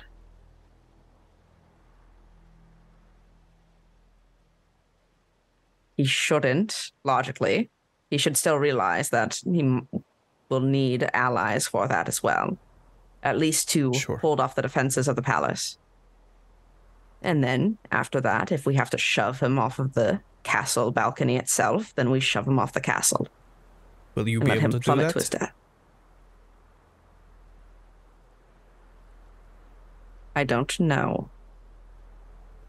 If you don't, I will. Good.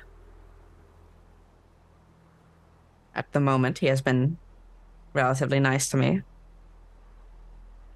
Though if he loses more of himself, I don't think he will be.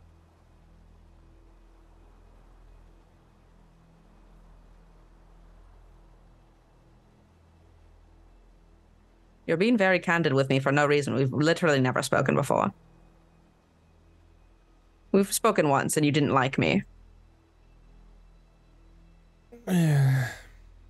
Which is valid. I understand that I have the name Strahd von Zarovich. I understand that I am... It wasn't that. Oh. It has nothing to do with you. Is it your dislike of everyone else in the party? Yeah, it's a long story, and I don't quite want to get into it, if you don't mind. Just understand it wasn't you. It was just a fucked up thing that happened to me. I'm sorry. But it seems fucked up things aren't in short supply. Right. I'm sorry that we had to kill your mother. Oh, I mean, I asked you all to as well, so... Sure, but...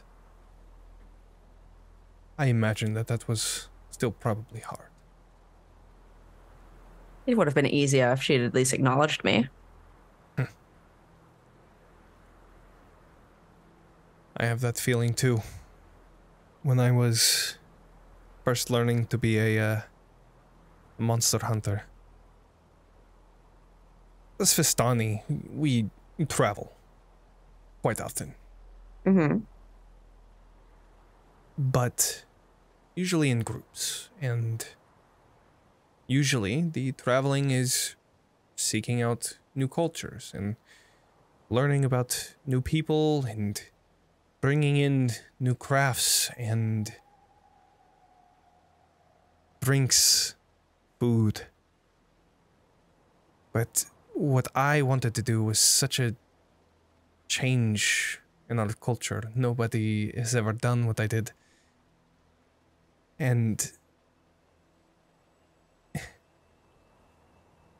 I was very much focused on my own growth, my own successes, achievements. And that's not our way. We are very collective. And my family was the same. At one point, I remember coming home and they wouldn't even talk to me. They wouldn't even acknowledge that I was there. That was when I knew I just needed to cut ties and just leave. And so I did. I traveled with his misrepresentation. I traveled nearby Ben Richten. Learned things, even though he was reluctant to teach. And that's where I met my gemstone. As I was going around, finding monsters to kill and settled down to create a tavern in one of my favorite places, and there he was.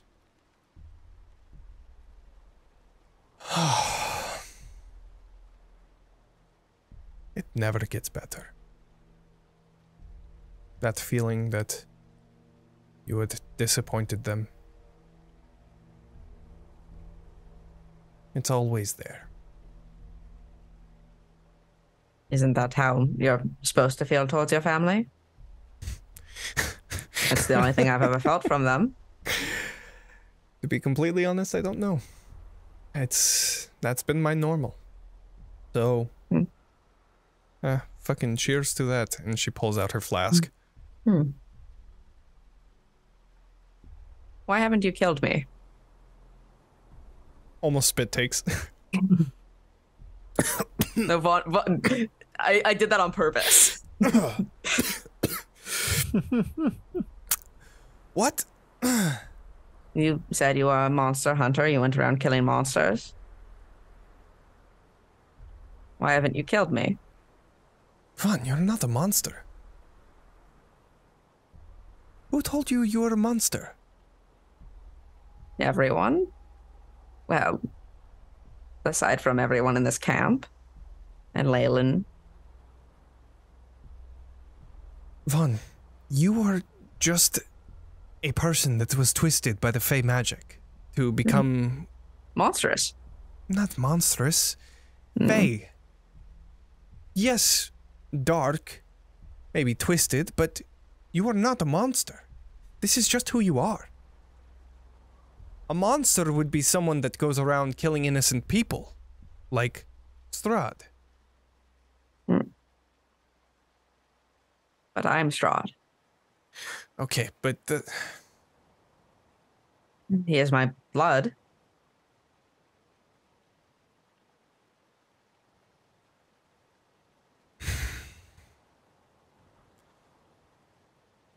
If I were to tell you something that might blow your mind, I just want you to know that it comes from a place of, you know, I don't want to hurt you, but... All right. If you put opinion on me, what it will be what I become. Go ahead. She, like, thinks about this, and she's like, yeah, it's for the best. You are not Strahd's brother. You know that, right? Not by blood, not by any relation whatsoever. You are not... No, mother is Baba Lysaga. Baba Lysaga is not Strahd's mother. Yes, she is. That's what she told me. That's what she told me all the time. Is Strahd's mother. Baba Lysaga was only a midwife.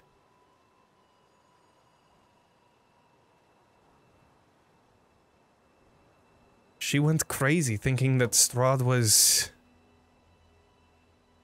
her son. But he is. All three of us. Two of us.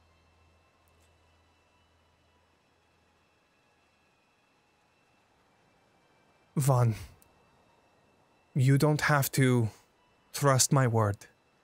I've traveled far, learned many things. And I know Baba Lysaga was not Strahd's mother. Which means that you are not his brother by any means. Or sibling.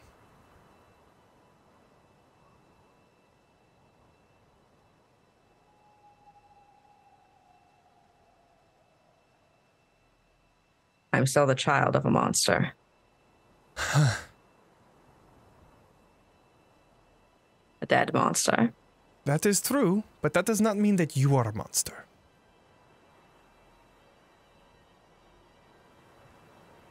The people who raised us do not define who we are.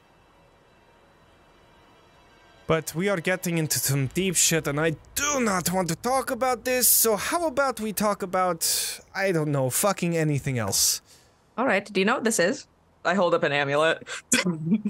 She looks at it. Remind me, what is this amulet? It's an amulet of like a full moon within like an arch, I believe, above it. I'll DM you what the amulet is of. Right. Right. Or you already remembered it.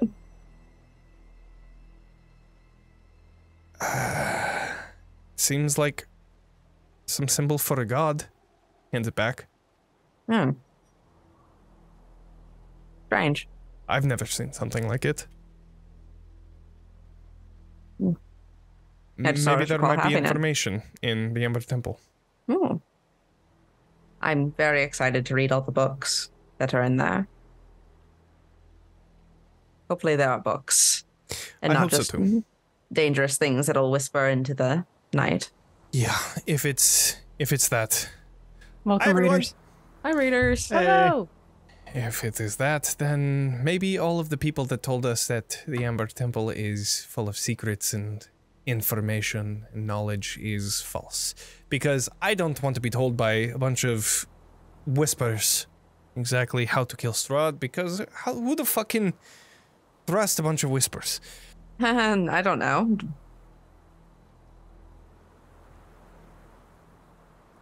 What was that? I don't. What was what? I've never trusted a whisper. You know, I think I've had my fill on That's talking valid. tonight, so Yep. we will just put a pin in that one. That was fucking you don't weird. even have to. You could just here. Oh no, we're going to talk about that later. I just like imitate like spitting the words out that I said and like balling them up, and then I toss them off the bridge.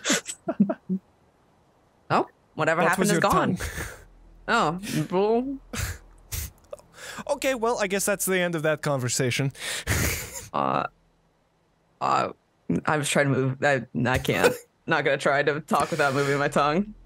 So, you finish your long rest, everyone. You have nothing happen. It seems like the only thing that was here was that illusion and the rock. During the morning, you do see that the visage of Strahd has reset. However, it is in a standstill. It hasn't moved. It is quiet. It seems like it is only programmed to go when somebody comes near the bridge. So, but you pack all your things, get ready to travel on to the Amber Temple. Mm-hmm. The second leg of this long journey, heading into the more peaks of these mountains, gets even colder than it was before. This is -degree weather that freezes your exposed face. Thankfully, you have scarves and goggles to keep yourself from freezing completely. Arxes, you're okay. But traveling through, there are ice patches all across the trail, making it very difficult to bring the cart and even just walk on your own. Sans Katya, because spider climb. Alright, who wants to hop on John? Is John having a fine time with walking around? John is still pulling the cart, unless Arxes, you decide not to do that anymore. Well, I thought you were saying the cart can't get through there. If the cart, no, the cart can. It's slipping, and it is a very narrow road. So it is something that you might want to somehow bolster or at least keep aware of as it's traveling up this mountain trail. Yeah, I will be behind the cart. Okay. And I will keep a close watch on its ability to stay on track. Okay, sounds good. So then I will say, is anybody else doing anything? I'll probably help push if necessary. Okay. I'll put as much stuff into the portable hole as possible. Okay. Just to make it very light. Yeah. I'll help too using my spider stability. Okay. Try and stabilize people. Casimir's ahead. He's kind of traveling on his own, just making sure that everything ahead is clear, being your scout. So I would say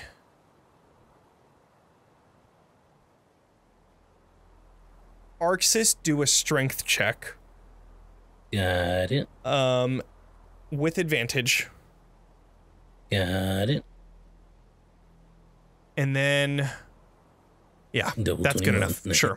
With that, that's enough. The cart starts to slip towards the slightly slanted side of this road, and you are able to grab onto it, thankfully, with Katya grabbing on as well, and it stays put. You wait until John and the other two spectral horses take off, and this cart continues forward. You continue watching, but through that strength check just takes over for the rest of the day, and you finish your day of travel. Is there anything that you would like to do on the day of travel?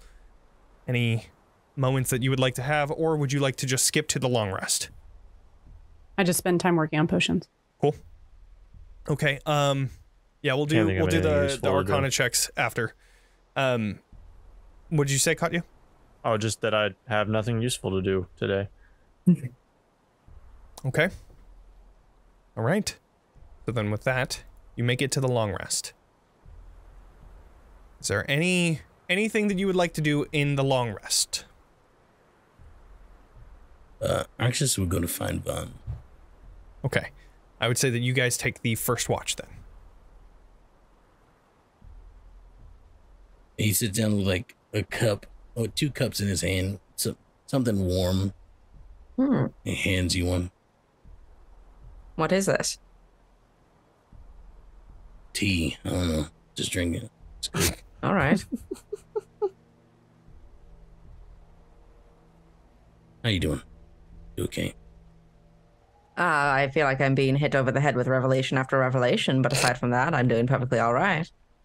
You know, there seems to be a trend, honestly. How are you? Are you still yourself? As much as me as I can be. I mean, the horn is new. I can...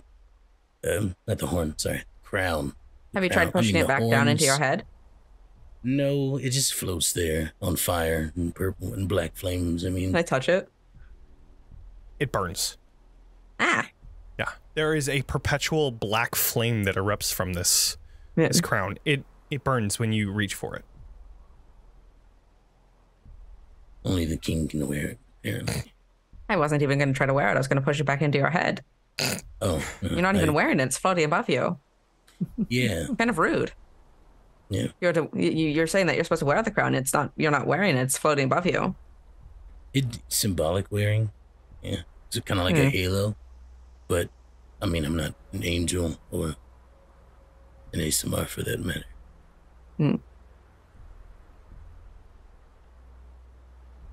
Well, what's going on? What are these revelations you had? Are you okay? Or it's been some time. I'm all right. I'm a person, and I've learning to develop opinions about myself. Oh, that's good. What do you got so far? I'm the strongest. Debatable. Okay. Not debatable. I bested you. That was one time, best best 2 out of 3 at least, you know. All right, so let's go. No, Let's do it. right now. It's too cold. It's too cold. Muscles. I suppose you're right. I don't not know enough how to warmth. move my body as well in this coat that's both too large and too small for me simultaneously. Yeah, it is. That's an interesting problem you have there. Yeah, What? Discovering opinions? No, the coat thing. Okay, so you're the strongest. What else? What do you got? Debatably. Not. I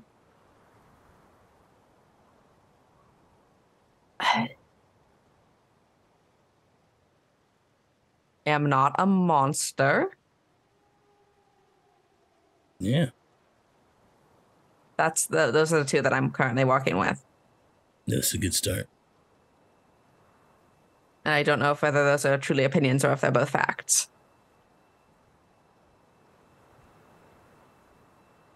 You know, in life, I've learned as I've lived, right? I got 42 years under my belt. 20 of those spent here. Almost same. Well, 20 years at least.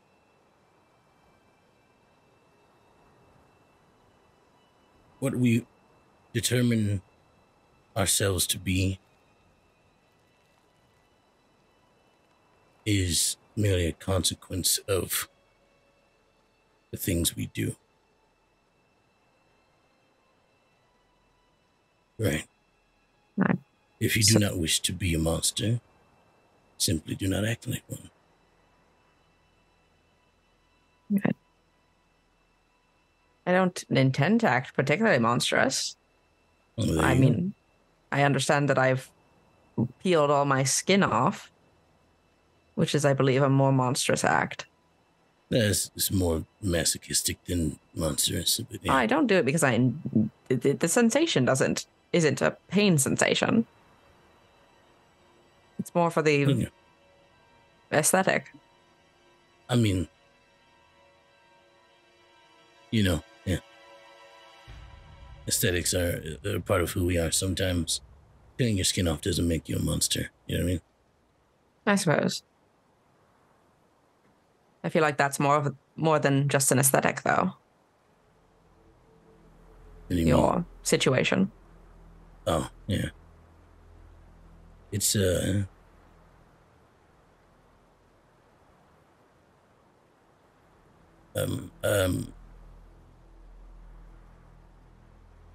it's an interesting time. I'll tell you that. When I was a kid, I never thought I'd see myself doing something like this. Which part? Well, all of it, honestly. Having a wife and a kid. I thought I'd be, doing this part. Not the vengeance part, but the going around being a hero. Defeating foes. Yeah. That thing was always my goal. I was a priest. I devoted myself to that life and to the care of Bahamut. As with anyone who comes here, this place changes plans.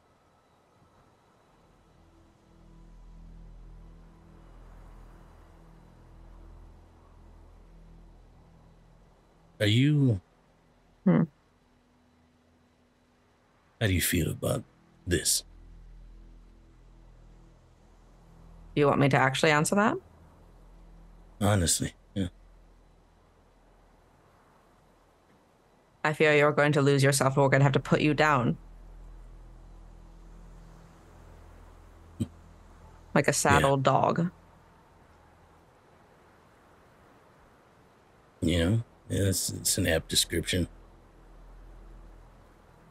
I'm not the young pup I used to be, I guess you could say. You're not even that old. True, I got at least another 100 years on my belt, but if I make it that long. But it's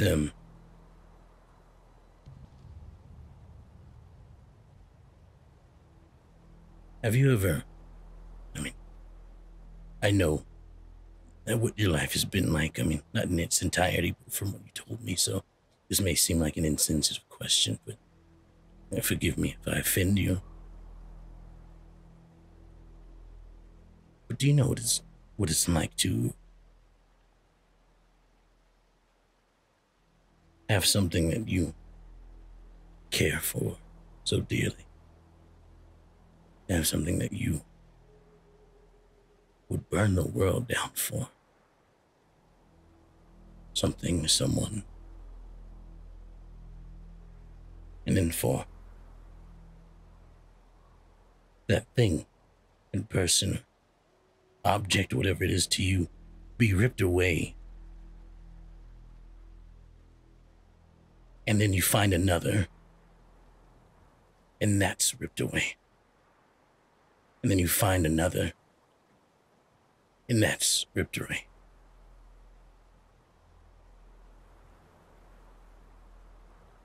You know what it's like for that?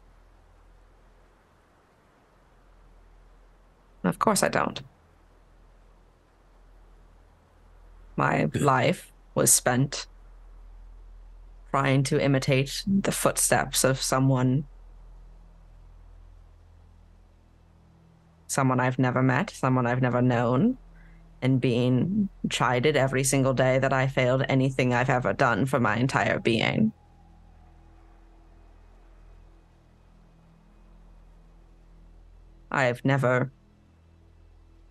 The only thing I ever cared for was an imaginary baby in a crib.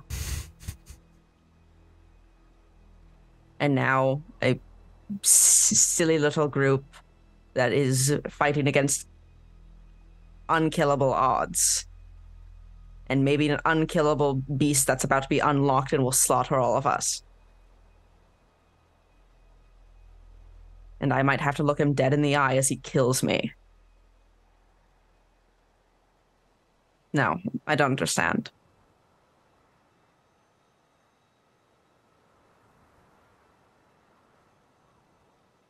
Failure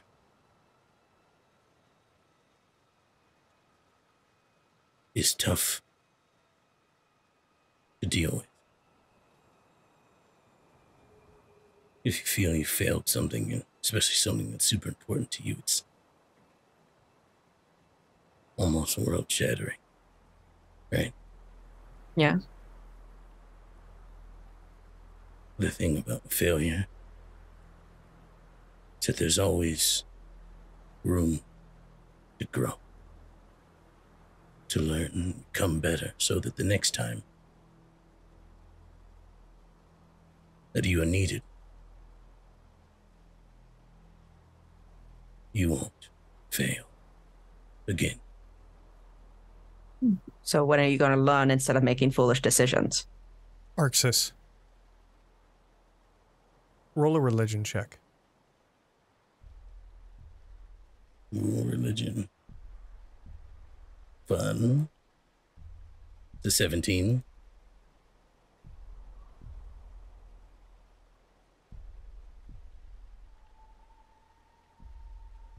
After you say that, learning from mistakes, becoming better, you remember your past life, the mistakes that you've made,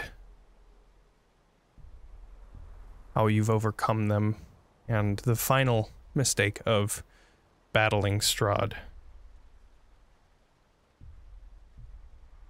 You find a small feeling deep within.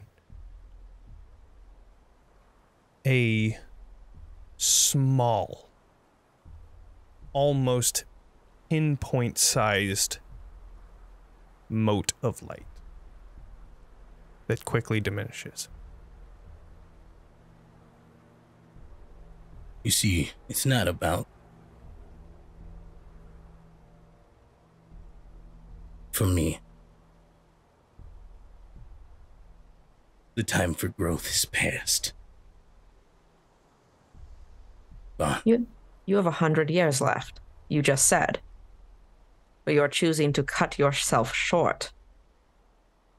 The failures, mistakes I've made,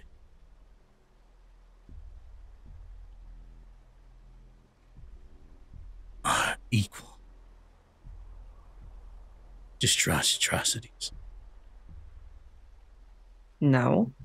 Strahd knows what he has done. You made mistakes. The words are different.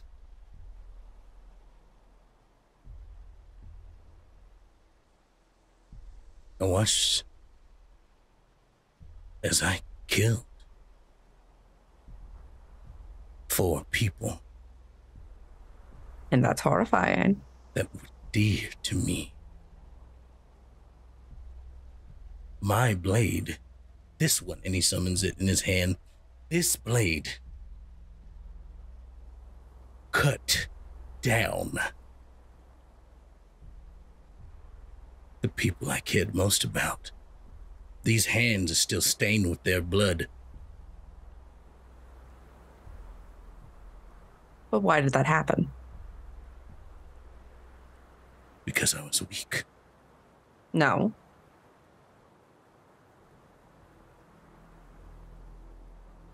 You played his game, a strategy game, and you lost against odds that were overwhelming you. But now it's round 2. You said best 2 out of 3. See, the problem is he already won 2 of those. He took my wife. Oh, well, you still have a fucking third if you listen for a moment. You're going to just let him win? Your wife's now safe back there. What are you going to do? Just let him trounce over you again? But you're fucking better than that. You're not going to fall for whatever this bullshit is. I smack the crown on the top of his head. I don't care if it burns. I just bonk it. The sins Arxes, I've committed. do a wisdom save. Yes, Gosh. kill me. Oh, no. Yes, kill me. Yes. Oh, no. Fail. Oh, That's a 14. You get your own aura, right? Actually, I wouldn't even count that Yeah, I'm not sure. because the aura isn't coming. Is it coming from you? Technically, you do count it. I think, is No, that already included, I know, though? but I'm Yeah. saying in terms of where he gets his power, and this is Yes. very much not. Yeah, technically, I do get it because it says whenever you or a Right. friendly creature within 10 feet you must make a saving throw, you get the bonus. Okay. I will say that this is your aura. This is what you exude from the power that you have. Okay. You feel yourself get angry. A fire burns within you and quite literally around you at the notion that this peasant thinks that they can just tell you what to do and slap your crown as if you are just some person in the mud, like a pig rolling around in its own filth. At first you get angry, but then you catch yourself. And the Arxes that you are deep within notices this. You've been looking for a reason, you've been looking for a point to where you feel like you might be losing control. This was that moment. But you caught yourself this time.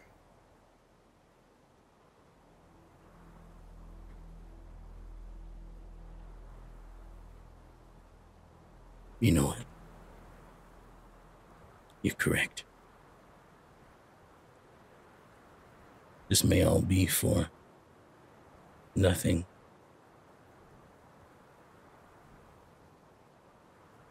Still may fail when I face him.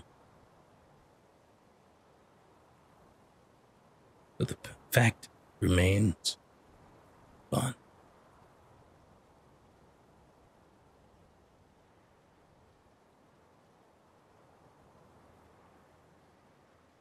No matter in what capacity I was in,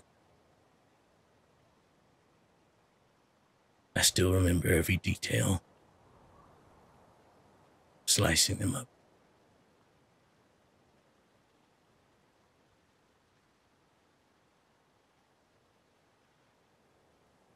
You need to make him feel that as he kills his wives. As he... I know that she was theoretically a friend of yours, but if you can get him to kill that Tatiana woman and make him suffer like you have suffered, will that equate?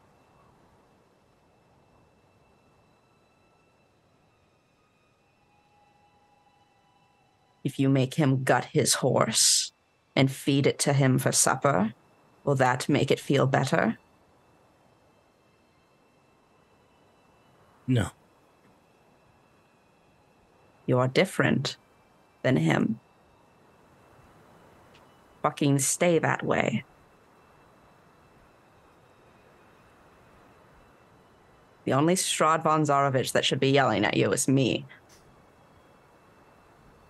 I kind of like push his shoulder a little bit.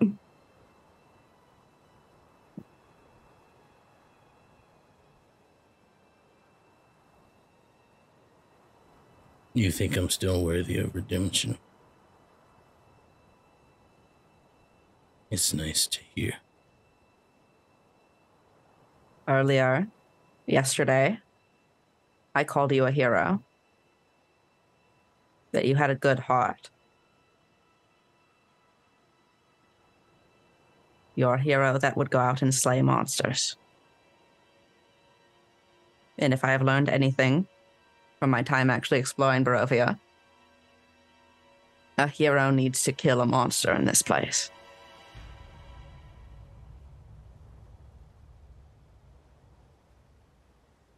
Do you not wish to be a hero? I think I'm on the recovering monster kind of track. You know.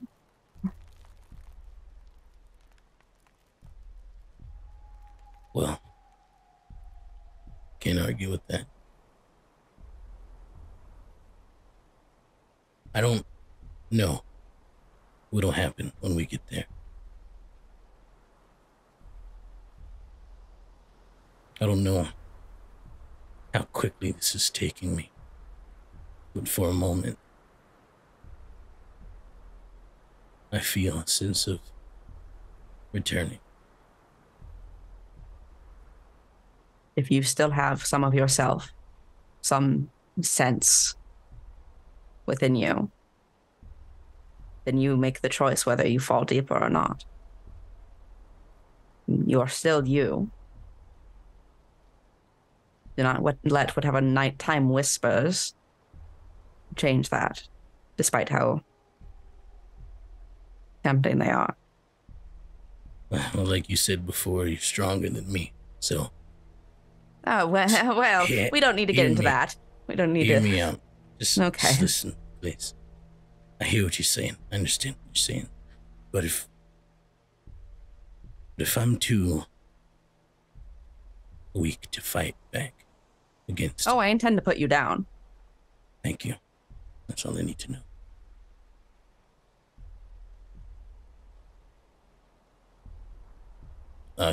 Conversations we have.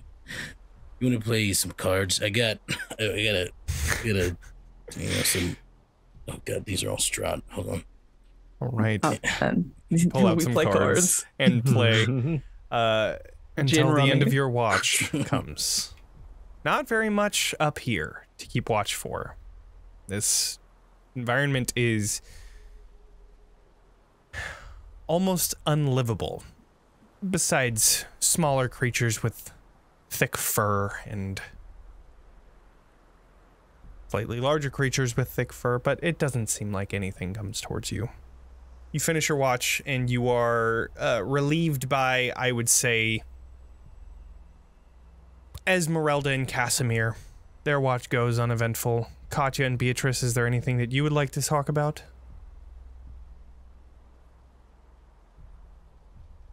We squint at each other from across the bridge.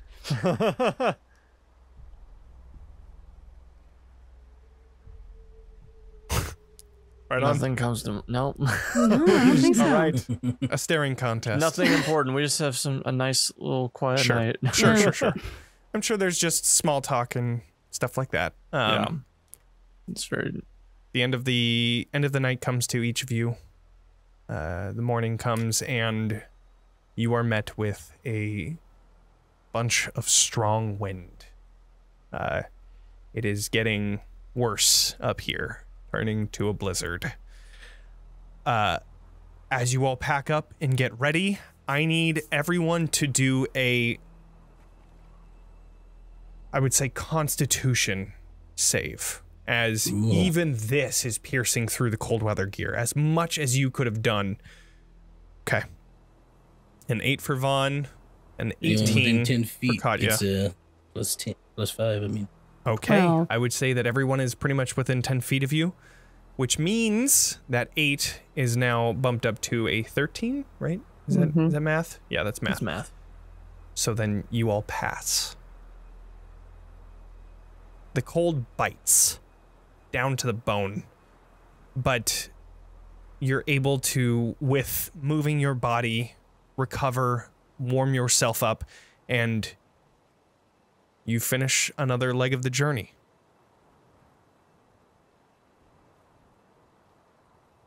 As you're finishing, go ahead. Sorry. At one point during the day, I just, I say, I've been developing something. I've made an adjustment to some of my accoutrements that I'm able to now possibly communicate telepathically. So if you feel me trying to make that connection with you, please just allow it to happen. Casimir just looks over and, Okay.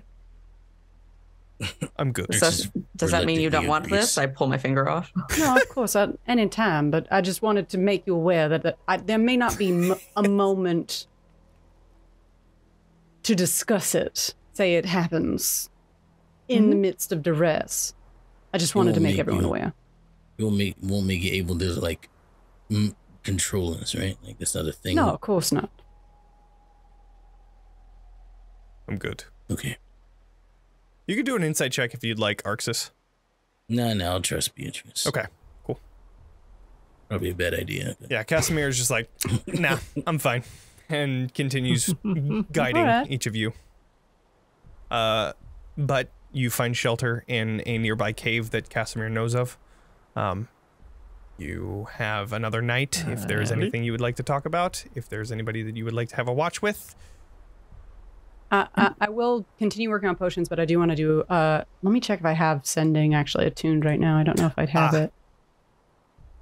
No, I do not. So I cannot do that today. Okay. I'd like to have a chat with Casimir, but I've also been talking all evening. So that's fine. You were gone last week, so you're just catching up. I'm making up for it. So sit down and shut up, everyone. It's my turn. We'll say Katya, Arxes, first watch, switched out with Casimir and Vaughn. Casimir almost always stands at the edge of the cave, just watching and making sure nothing comes and surprises each of you. Doesn't seem to pay much mind to you. Regarded me often. Huh? Has he, like, looked at me ever? He's kind of kept to himself most of the time. I mean, he's pretty much your scout, and he's been leading you through this, though there are times where he has been with the group and he just chooses not to talk unless spoken to. So he hasn't taken a particular look towards you in any way outside of just like, hey, we're going this way, you know? Okay. I'll try to approach him in a very, like, I'm not trying to, like, sneak up on you like a little creep way, but it definitely ends up being that. You end up just kind of, like, appear, like, over his shoulder. Actually, I'll do a perception. Do a stealth. Okay. I want to see if he can see you. He is looking, so. I'm sure you're gonna beat it. Oh, actually, Well, I have to actually Not open up super his. high. I'm not. Stealth isn't the one I'm super good at. I'm good at Arcana and Athletics. Yeah, He plus notices 6. you. It's not good itself. He notices you. Yeah, that was a very low roll for Vaughn. It's a 10. Calm down, everyone. No, it's Don't a bully 10. me. Well, I mean, I imagine that it would be more.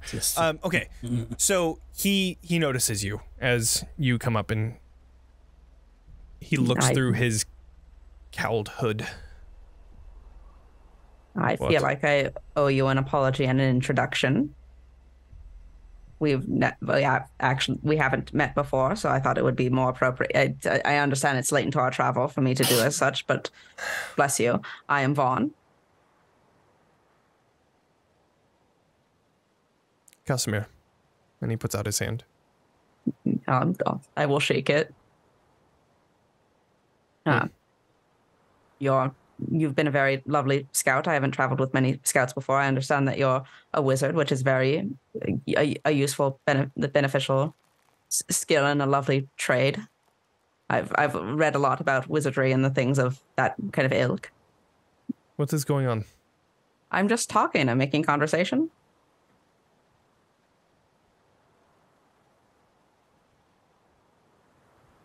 You could see that he's very visually annoyed.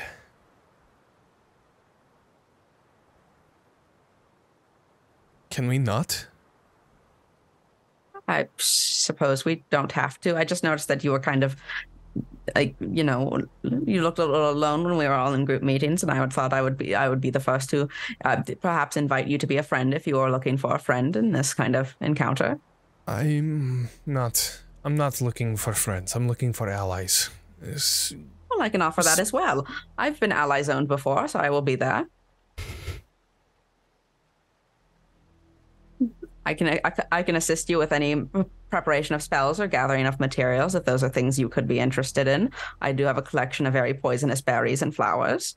If those are things that could be aided, I know that not a lot of wizardry spells require those kind of components, but I'm sure I could find other such things out in the tundra that we are, well, the mountainous tundra that we are currently in. I don't need components. And he pulls out this, like, orb type of arcane focus. Yeah. Beautiful. Quite a lovely arcane focus. Thank you. Have you been trained in magic? Not successfully. The first 12 years of my childhood were spent trying to teach me wizardry and failing horribly. What reasons do you have for going to the Ember Temple? All of my friends are.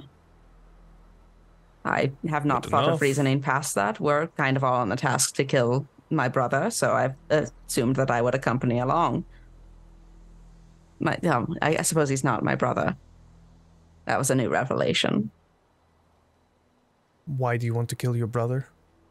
Oh, because everyone else seems to. He was rude to Beatrice. Where is your brother? And he was rude to Arxes. Is your brother in the Ember Temple? Oh no, he's in the castle. Who is your brother? He's not. Esmeralda says he's not really my brother, but Stradvan Zarovich. That's why they call you Vaughn. I told them my name was. I was proper introduction. I'm Stradvan Zarovich. I bow.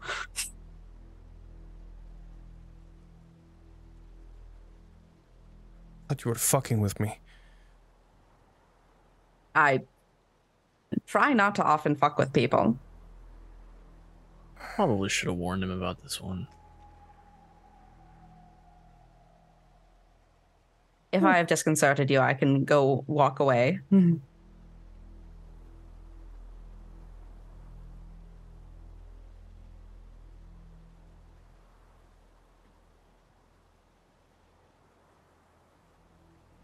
I think you should go to sleep.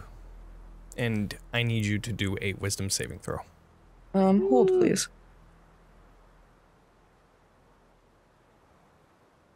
I was looking through all my things to see if I can magically be put to sleep. I don't remember if that's a hexblood thing. That's a good question.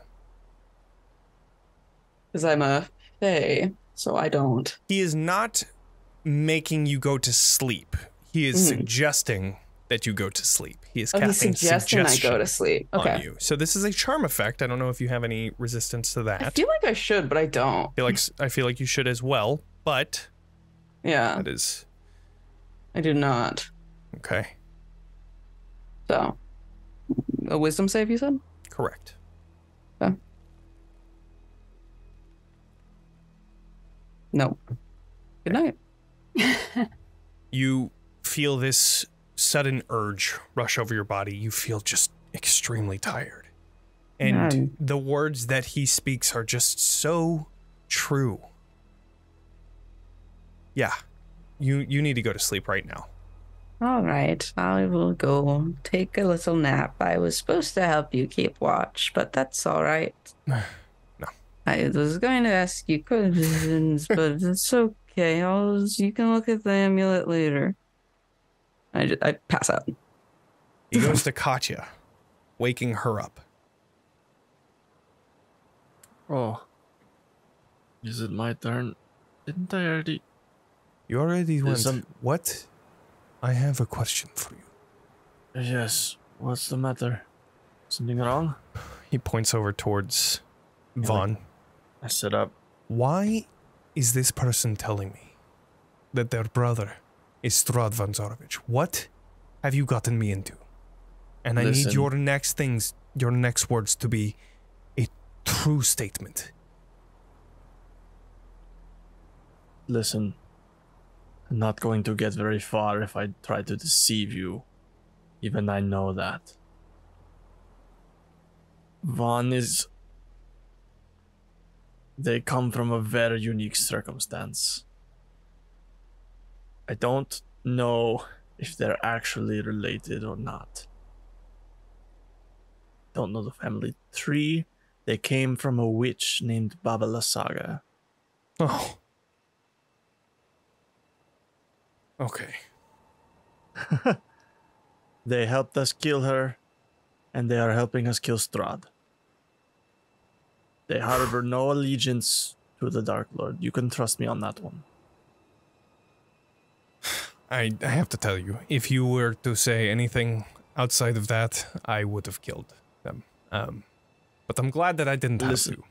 I understand. I'm glad you didn't either, and I understand your suspicion. I probably should have given you a bit more of a heads up on that, and I apologize. That would have been nice. That would have been nice. Okay. I'm really sorry. There's been a lot going on. You understand. Okay. Well, I'm just gonna continue my watch on my own. You go back to sleep. Sure thing. See you next time. Just like kind of. He goes back to the edge of the cave, leaving Vaughn asleep, and finishes the watch. The morning comes, and Vaughn, you notice that you were definitely charmed.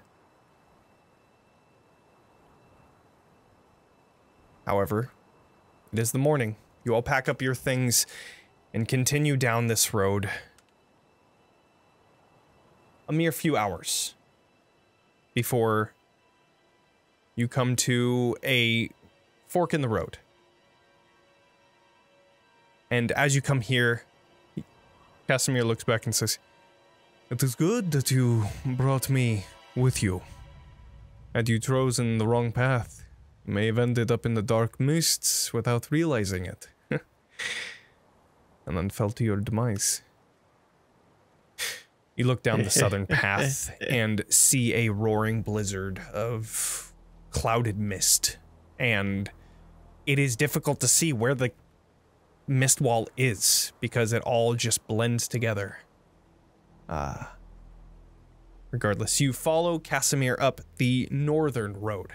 It twists and winds up until maybe an hour later, you finally end at the face of a tall, pointed mountain. The face of stones have been carved into a facade of a large stone structure. front of the structure, 50 feet high, and 6 different alcoves across it. All of them filled with 20-foot-tall statues. Each statue is carved from a single block of amber, depicting a faceless god. Its hands pressed together in a gesture of prayer, but between the 2 innermost statues, you see a 20-foot-tall archway with a staircase leading down. And that is where we're going to end tonight, as you have all arrived at the Amber Temple. Secrets and dark powers await. Ooh. This will be interesting. Oh boy. Yay. Ooh. Well, Finally made it. Thank After you everyone years. for joining us. Please consider following and subscribing to the channel, or following all of our other links to support us / follow us. If you're watching the recording on YouTube, thank you. Make sure to like and subscribe and share with your friends, as well as if you're listening on the podcast, thank you. Leave us 5 stars on Spotify, Google Podcast, Apple Podcast, whatever. Share with your friends as well, and make sure to follow us on social media at TalkingXP. And this week, Ellen, are we doing Wednesday for Matt Maven? We're going to be doing Thursday this week for Matt Maven. It's going to be a reimagining day, so I'm going to be taking a pre-existing thing and reimagining it in Dungeon Draft. So tune in there. I'm thinking we might take like a classic. It's kind of like what we did with Jonny, but when we rebuilt the map from the Hydra fight. But I think I'm actually going to be taking something from outside of D&D and then turning it into a D&D map. So I'm going to be fun. I like it. Cool. Yeah. If you guys are interested in Map Maven, it is Thursday at 4:30 p.m. Pacific time. 4:30 p.m.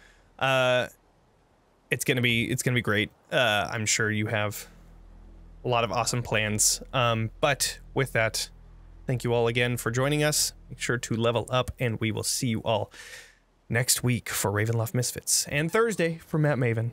All right, bye everybody. Bye-bye.